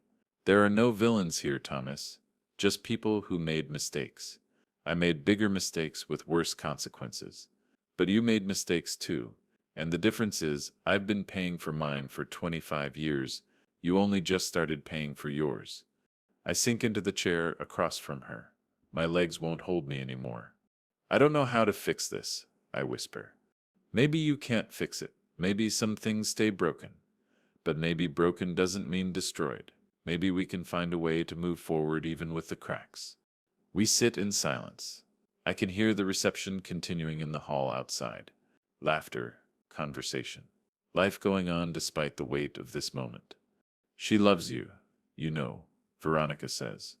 Sophia, she talks about you all the time, about what a good father you were, how you came to every school event, how you taught her to be strong and independent, how you always made her feel safe even when money was tight.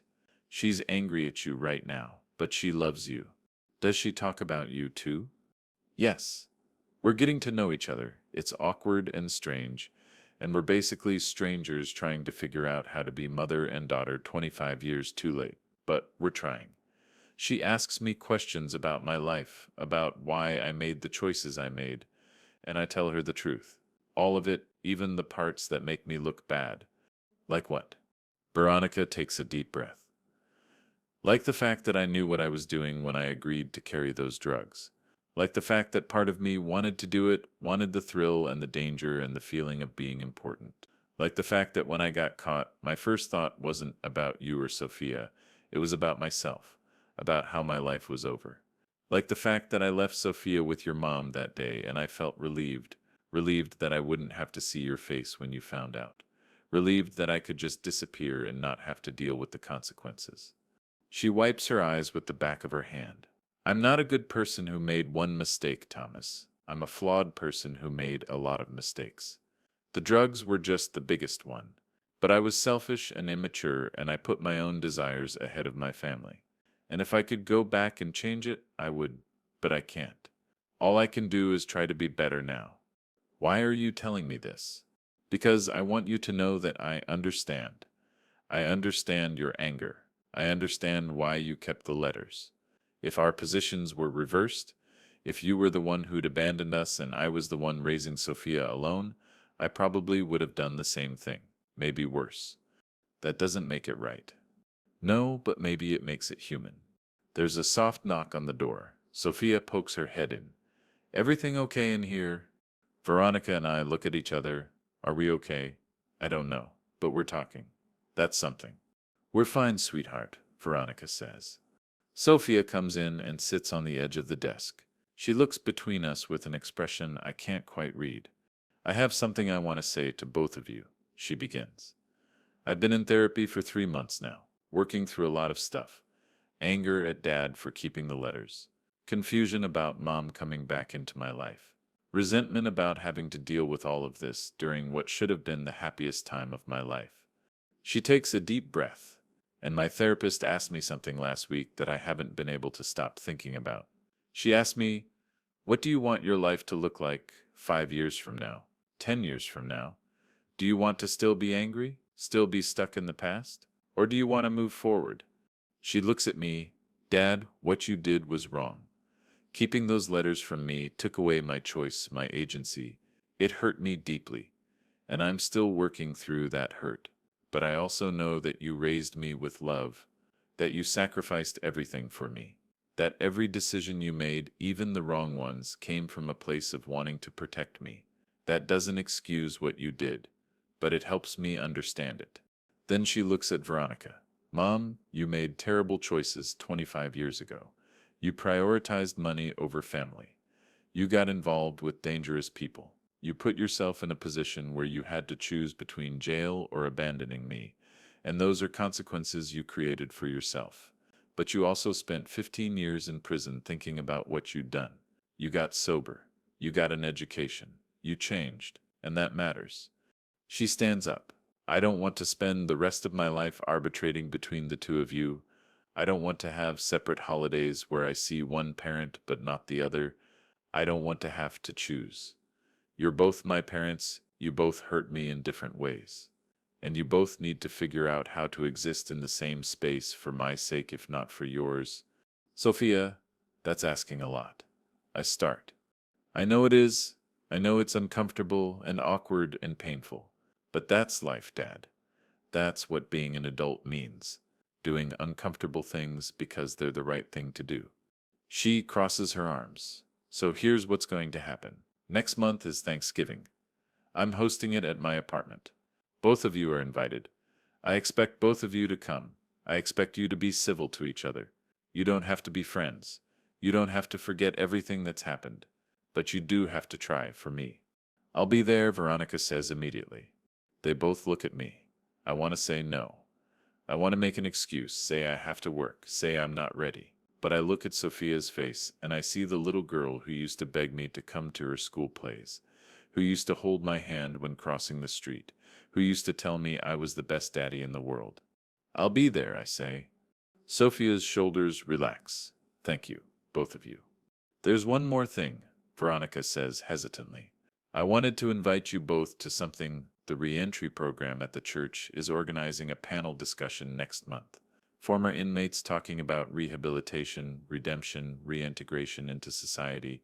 They asked me to be one of the speakers, to share my story. She looks at me.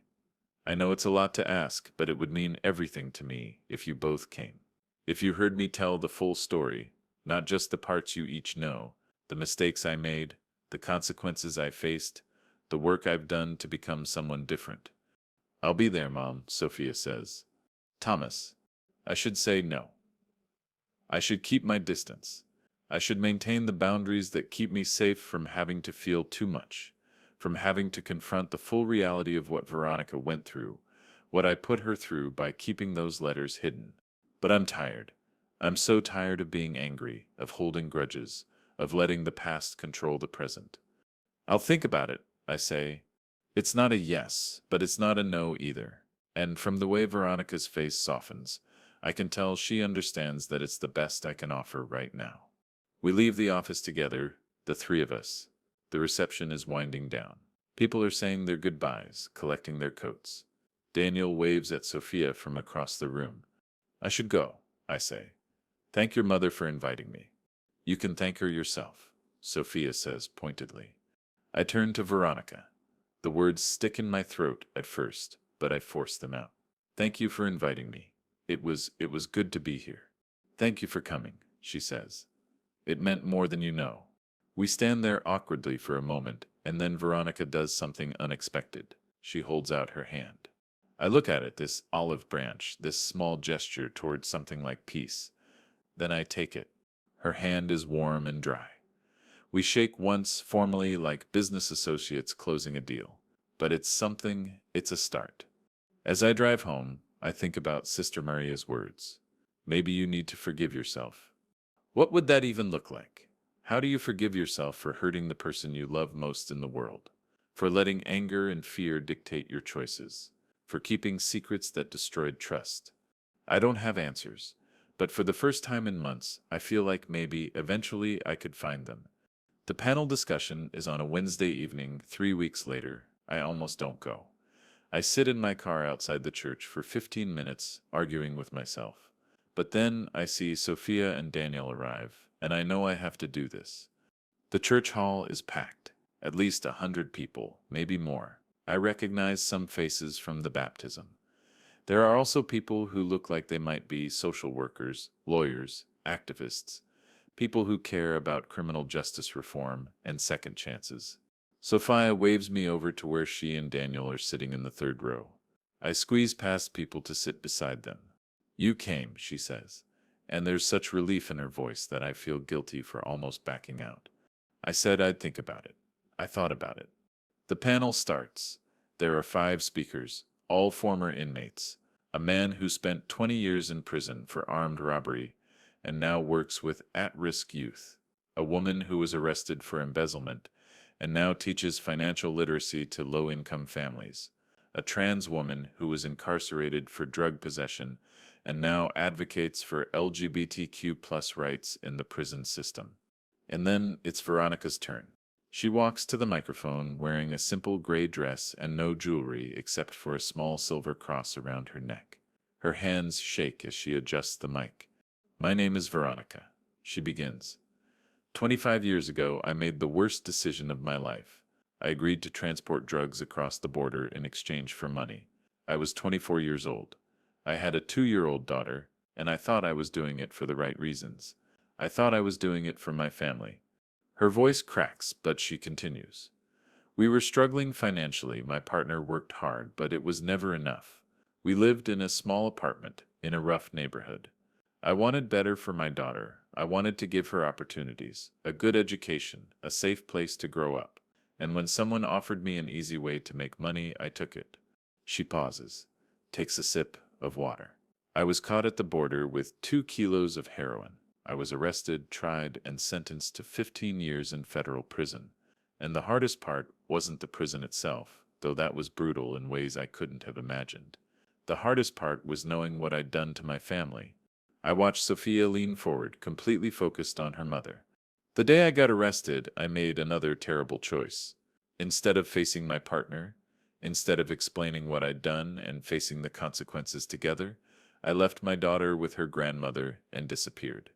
I left a note saying I couldn't do it anymore. I let him think I'd just abandoned them.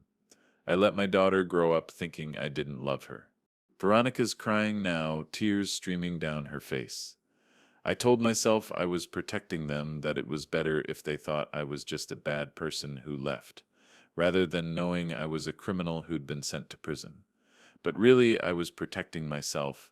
I was too much of a coward to face the pain I'd caused. She wipes her eyes.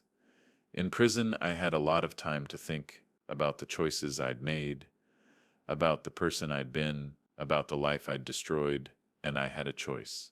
I could spend those 15 years being bitter and angry, blaming everyone else for my situation. Or I could use that time to become someone different. Someone better. I got sober. I hadn't realized I was an addict until I didn't have access to drugs anymore, and I went through withdrawal. I took classes. I got my GED, then my associate's degree, then my bachelor's degree. I worked in the prison library. I led support groups. I did everything I could to try to atone for what I'd done. She looks out at the audience. But the thing I most wanted to do, I couldn't. I wanted to be a mother to my daughter. I wrote her letters, dozens of them over the years, telling her I loved her, telling her I was sorry, trying to explain. But those letters were never answered, and I thought it was because she hated me, because she'd chosen not to forgive me, and I accepted that. I thought it was what I deserved. Her eyes find mine in the audience. But I found out recently that she never got those letters, that her father, my former partner, kept them from her. For 17 years he intercepted every letter I wrote. He never told her I was trying to contact her. He never gave her the choice to forgive me or not. The room is completely silent. Everyone is watching Veronica, hanging on every word. When I found this out, I was angry. I was hurt. I felt betrayed all over again. But then I realized something. He did what he thought was right, just like I did when I left, just like I did when I got involved with drugs. We were both making choices we thought were protecting the people we loved, and we were both wrong. She takes a deep breath. My daughter is here today. She's 25 years old. She's smart and kind and beautiful and everything I dreamed she would be, and I missed all of it. I missed her first day of school and her first boyfriend and her graduation and her wedding. I missed everything because of the choices I made 25 years ago. Sophia is crying now, Daniel's arm around her shoulders. But here's what I've learned about second chances. They're not about erasing the past. They're not about pretending the bad things didn't happen. They're about acknowledging what you did, taking responsibility, and choosing to do better moving forward. They're about accepting that you can't change the past, but you can change the future. She looks directly at Sophia. My daughter gave me a second chance. She didn't have to, I didn't deserve it. But she chose to meet me, to get to know me, to try to build a relationship. And that gift, that incredible gift of forgiveness, has changed my life. Then she looks at me, and her father is here today too. The man who raised her alone for 25 years, who gave her everything I couldn't, who made his own mistakes, but who loved her fiercely and completely. He's learning to give me a second chance too, not because he's forgotten what I did, but because he's choosing to move forward despite the pain of the past. I feel everyone's eyes turn to me. My face burns. Sophia reaches over and takes my hand. If there's one thing I want people to take away from my story, Veronica continues, it's this: we're all capable of change. We all make mistakes, some bigger than others. But those mistakes don't have to define us forever. We can choose differently. We can be better. We can earn second chances, even when we don't deserve them. She steps back from the microphone. The applause is immediate and thunderous. People stand. Sophia jumps up and starts making her way to the front. I follow, not sure what I'm doing, but knowing I need to move. Sophia reaches her mother first, pulling her into a tight hug. They hold each other, both crying, and I stand there watching them. These two people I've loved in different ways. These two people who I've hurt and who have hurt me. And then Veronica looks at me over Sophia's shoulder. Our eyes meet, and something passes between us. Not forgiveness, exactly. Not yet. But understanding, recognition. The acknowledgement that we're both just people who made mistakes and are trying to do better. When Sophia finally pulls back, she grabs my hand and pulls me forward. For a moment, the three of us stand in a circle. Connected, a broken family trying to figure out how to be whole. Thank you both, Sophia says. Thank you for trying. That's all I've ever wanted, just for you both to try. More people come up to congratulate Veronica, to share their own stories, to ask questions. Sophia and I step back to give her space. That was brave, I tell Sophia, what she did up there. That took courage. It did. She's been so nervous about it all week. I'm proud of her. I'm proud of you too, for giving her a chance, for being bigger than both of us. Sophia looks at me. Dad, can I ask you something? Of course. Do you think you'll ever forgive her? Really forgive her? I think about it, really think about it. I don't know, maybe the anger isn't as sharp as it used to be. It's still there, but it's more like a dull ache than a stabbing pain. Maybe that's progress. What about forgiving yourself? There it is again, that question that I keep avoiding. I'm working on it, I say. That might be even harder than forgiving her. You know what my therapist says? She says forgiveness isn't a feeling, it's a choice. It's choosing to let go of the anger, choosing to move forward, even when you don't feel ready, even when part of you wants to hold on to the pain, because at least it's familiar. When did you get so wise? I had a good teacher. She squeezes my hand. Most of the time, anyway. We drive to a diner after the panel discussion, all of us together. Me and Sophia and Daniel and Veronica. It's awkward at first. We sit in a booth, Veronica and I on opposite sides, with Sophia and Daniel between us like buffers. We order coffee and pie. The waitress is an older woman who calls everyone hun and doesn't seem to notice the tension at our table. So Daniel says, clearly trying to break the ice. That was quite a panel, really powerful stuff. It was hard, Veronica admits, telling all of that in front of so many people, but also cathartic, like finally telling the whole truth instead of just pieces of it. I didn't know you had a bachelor's degree, I say. The words come out before I can stop them. Veronica looks surprised that I'm speaking to her directly. In accounting, I finished it about 2 years before I got out. Then, when I was released, the reentry program helped me get my CPA license. It took a while because of the background check, but eventually they approved it. That's impressive. I had a lot of time to study, she says it without bitterness, just stating a fact. We eat our pie in silence for a moment. Then Sophia speaks up. I've been thinking about Thanksgiving. About the menu, Mom, do you remember how to make Grandma's tamales? Your grandmother's tamales? Veronica's face lights up. I haven't made those in 25 years, but I think I remember we'd have to start the night before, making the masa and preparing the filling. We could do it together, Sophia suggests. You and me and Dad. Make it a family thing. I don't know how to make tamales, I admit. Then we'll teach you, Sophia says firmly. It's time you learned. I look at her, this amazing young woman who somehow became wise and compassionate despite everything, and I feel something shift in my chest. Okay, I say, let's make tamales. Veronica's eyes fill with tears again. Your grandmother would have loved that. She always said tamales taste better when made with family. She also said they taste better when someone is telling chistes. Sophia adds, remember, she always had jokes while we cooked. Terrible jokes, Veronica laughs. But that was part of the charm. They start reminiscing about my mother, who passed away 5 years ago. Stories I've never heard. Moments I wasn't present for. Times when Veronica was still part of the family, before everything fell apart. And I realized this is what I took from Sophia. Not just the letters.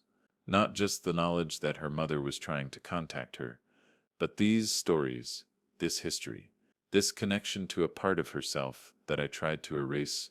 I'm sorry, I say suddenly. Everyone stops talking and looks at me. Dad? Sophia says. I'm sorry, I repeat, looking at Veronica. For keeping the letters, for keeping Sophia from you, for letting my anger control me for so long. You deserve to pay for your mistakes, but I didn't have the right to decide what that payment looked like. I didn't have the right to cut you out of Sophia's life just because I was hurt. Veronica sets down her fork. Her hands are shaking. Thomas, I'm not saying I forgive you.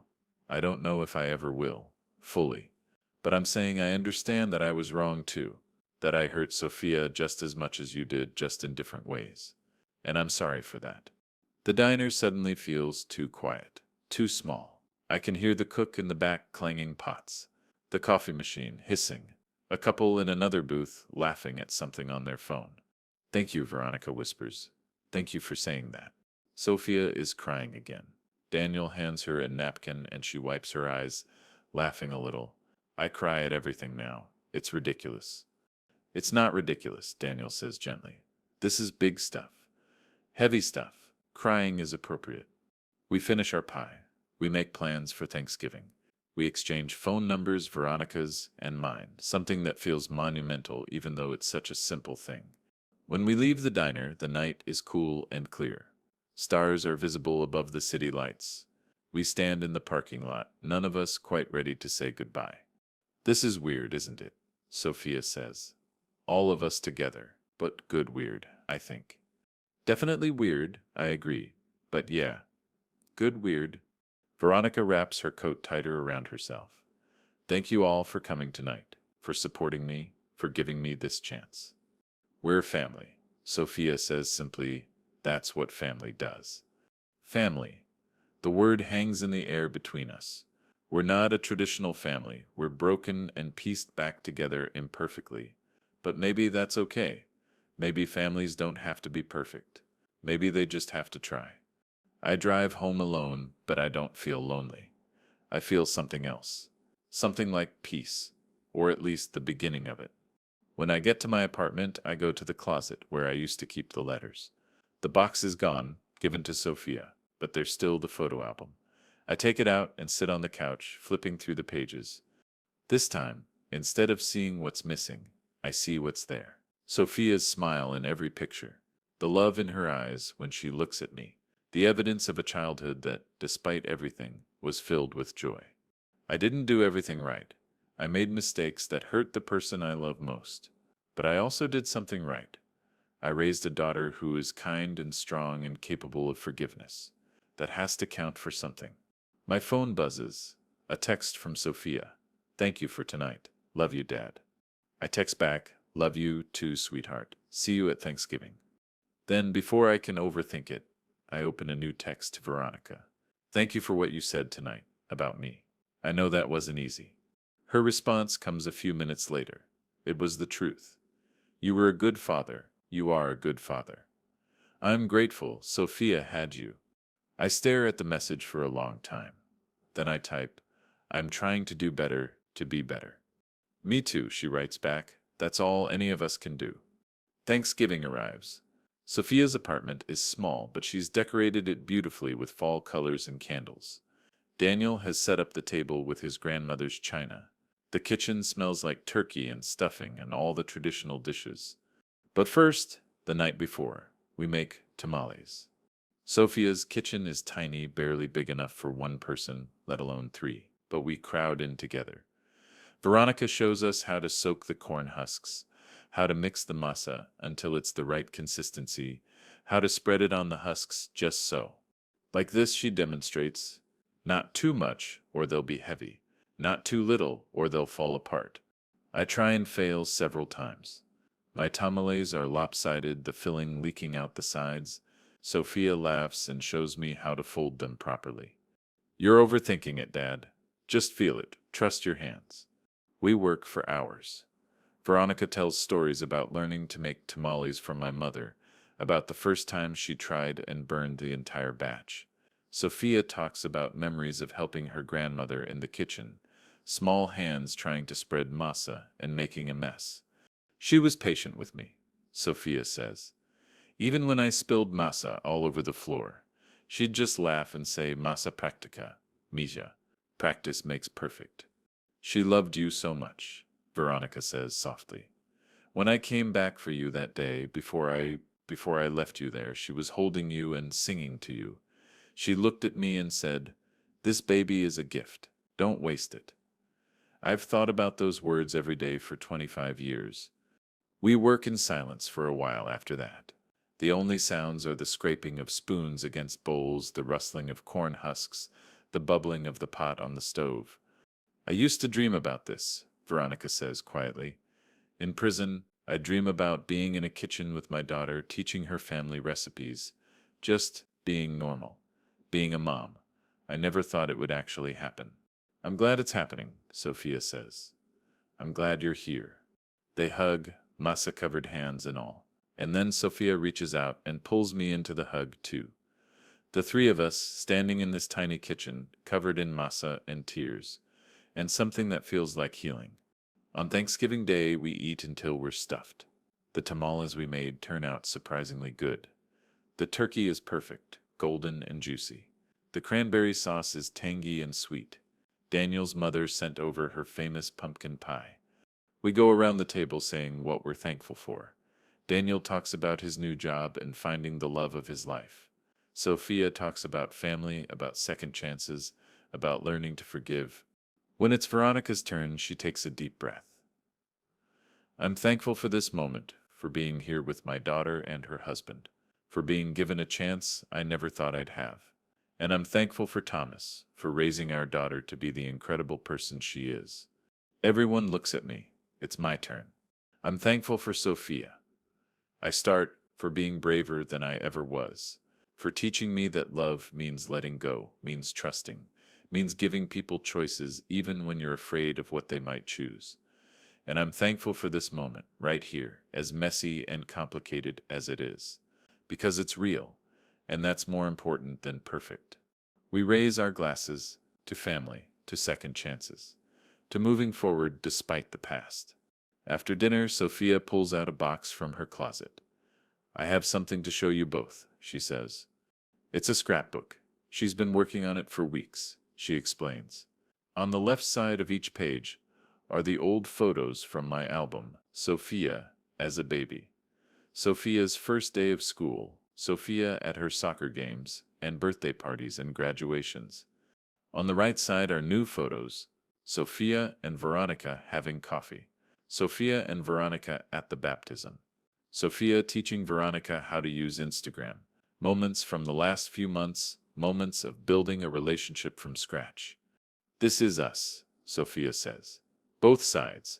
The years I had with Dad and the time I'm building with Mom. Both parts of my story. I don't want to erase either one. She turns to the last page. It's blank except for one thing. A photo from today from just an hour ago. Someone took it without us noticing. The three of us in the kitchen, hugging, covered in misa, laughing. This is where we start, Sophia says. This is the first page of whatever comes next. I look at that photo for a long time. We don't look like a typical family. Veronica's hair is graying, and I can see the lines around her eyes.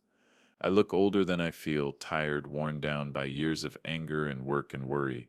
But Sophia is glowing, happy, whole. And suddenly I understand something. I didn't raise Sophia alone. Yes, I was the one physically there doing the daily work of parenting. But Sophia was shaped by Veronica's absence too, by the question marks and the wondering and the longing for something she'd never known, by the strength it took to grow up without a mother and not let it destroy her, by the compassion it took to forgive us both despite everything.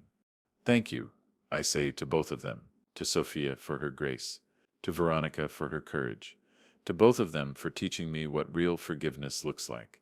We spend the rest of the evening looking through the scrapbook, telling stories, filling in the gaps in each other's narratives. Daniel falls asleep on the couch, full of turkey and pie. The three of us stay up late into the night talking about everything and nothing. At some point, Veronica checks her watch. I should go, I have work tomorrow. So do I say, but neither of us moves. This was nice, Veronica says. Really nice, thank you both for having me. Of course, Sophia says. You're always welcome here, both of you, anytime. At the door, Veronica pauses. Thomas, can I say something? Sure. I know we're never going to be friends. I know too much has happened, too much pain. But I hope we can be civil, for Sophia's sake. Maybe even cordial. I think we can do that, I say. And I mean it.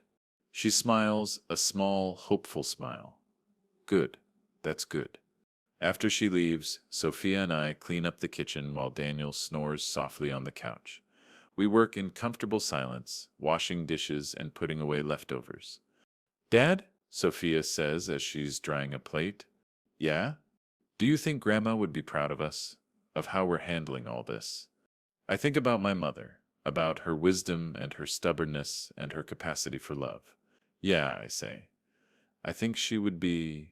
She always said family was the most important thing. Not perfect families, just families that try. We're definitely trying. We are, and that's more than I thought we'd be able to do a few months ago. Sophia puts the dish away and turns to face me. I'm proud of you, Dad. I know this is hard. I know you're having to let go of a lot of anger and hurt, but you're doing it. You're really doing it. I'm doing it for you. No, she says firmly. Do it for yourself too. You deserve peace just as much as Mom does, just as much as I do. That night, driving home through the quiet streets, I think about peace, what it looks like, what it feels like. I'm not there yet, not completely, but I can see it now on the horizon, a place where the past doesn't control the present, where mistakes are acknowledged, but don't define everything, where forgiveness, slow and imperfect as it is, becomes possible. I pull into my apartment parking lot and sit in the car for a moment. The building looks the same as it has for 25 years. Same cracked stucco, same dim lights in the hallway, same echoing stairwell. But I'm different. I'm not the same man who came home to an empty apartment and a goodbye note all those years ago. I'm not the same man who kept letters hidden out of anger and fear. I'm not even the same man who gave those letters as a weapon at Sophia's wedding. I'm someone who is learning, someone who is trying, someone who is beginning to understand that love isn't about control or possession or being the hero of the story. Love is messy and complicated, and sometimes means making space for people who hurt you. Sometimes it means admitting you were wrong. Sometimes it means letting go of the anger even when it feels safer to hold on to it. I get out of the car and look up at the stars. They're the same stars that shone on the night Sophia was born. The same stars that watched me struggle and fail and somehow keep going. The same stars that saw Veronica make her terrible choice and watched her pay for it. The same stars that witnessed every moment of the last 25 years, the good and the bad and everything in between. And they'll keep shining long after we're gone. Long after our mistakes and our pain and our small victories are forgotten. That should be depressing, I guess. But instead, it feels freeing. Our story isn't as big as we think it is. Our pain isn't as permanent as it feels. We're just people trying our best, failing sometimes, getting back up, and trying again. I climb the stairs to my apartment. Tomorrow I'll go to work. I'll come home. I'll probably call Sophia to thank her again for Thanksgiving. I'll live my life one day at a time, trying to be better than I was yesterday. It's not a Hollywood ending. There's no dramatic music or perfect resolution. Veronica and I will probably never be close. The pain of the past will always be there, a scar that never quite fades. Sophia will have to navigate having both parents in her life, managing our complicated relationship, creating boundaries and rules and expectations. But maybe that's okay. Maybe real life doesn't get Hollywood endings. Maybe it just gets moments. Moments like tonight, when we laughed together in a crowded kitchen making tamales. Moments when we chose to try despite everything that told us not to. Moments when forgiveness felt less impossible than it did the day before. I unlock my apartment door and step inside. The place is quiet, but not in the heavy, suffocating way it used to be. Just quiet. Peaceful. I go to the closet and pull out the photo album one more time. But instead of dwelling on what was lost, I find myself grateful for what remains. Sophia's smile in every picture. The evidence of love, imperfect and complicated, but real. I take a photo of one of the pictures with my phone. Sophia at age 5, covered in ice cream, laughing at something I said. I send it to Sophia and Veronica in a group text. Found this tonight. Thought you'd both want to see it. Sophia responds immediately. OMG, I remember that day. You took me for ice cream after my first soccer practice and I got it everywhere. Veronica's response comes a minute later. She has your smile in this picture, the same crinkly eyes when she really laughs. I stare at that message. It's such a small thing, Veronica noticing my smile in Sophia's face, acknowledging my role in who Sophia became, but it feels enormous. I type back, she has your determination, your refusal to give up even when things are hard. The three of us text back and forth for a while, sharing memories, filling in gaps, building bridges word by word. When I finally put my phone down and get ready for bed, I realize something for the first time in 25 years. I don't feel like I'm carrying the weight of the world on my shoulders. The burden is shared now. Sophia has both parents. And maybe slowly we can figure out how to be those parents together, in whatever messy, imperfect way that looks like. I close my eyes and think about the future, about Christmases where we all gather together, about Sophia's future children who will have both grandparents in their lives, about growing old knowing that despite everything, despite the mistakes and the pain and the years of anger, we found our way back to something like a family. It won't be easy. There will be hard days. Days when the old anger flares up. Days when Veronica and I can barely be in the same room. Days when Sophia gets frustrated playing mediator between her parents. But there will also be good days. Days like today, full of laughter and tamales and new traditions. Days when we choose forgiveness over resentment. Days when love wins, even when it's complicated and imperfect. And maybe that's enough. Maybe that's more than enough. As I drift off to sleep, I think about the last letter. The one Sophia read at the wedding that started all of this. Veronica wrote about regret and redemption, about mistakes and consequences, about love that persists despite everything. But she also wrote about hope, about the belief that it's never too late to change, never too late to become someone better, never too late to build something new from the broken pieces of the past. She was right. It's never too late. And tomorrow will prove it again. The end.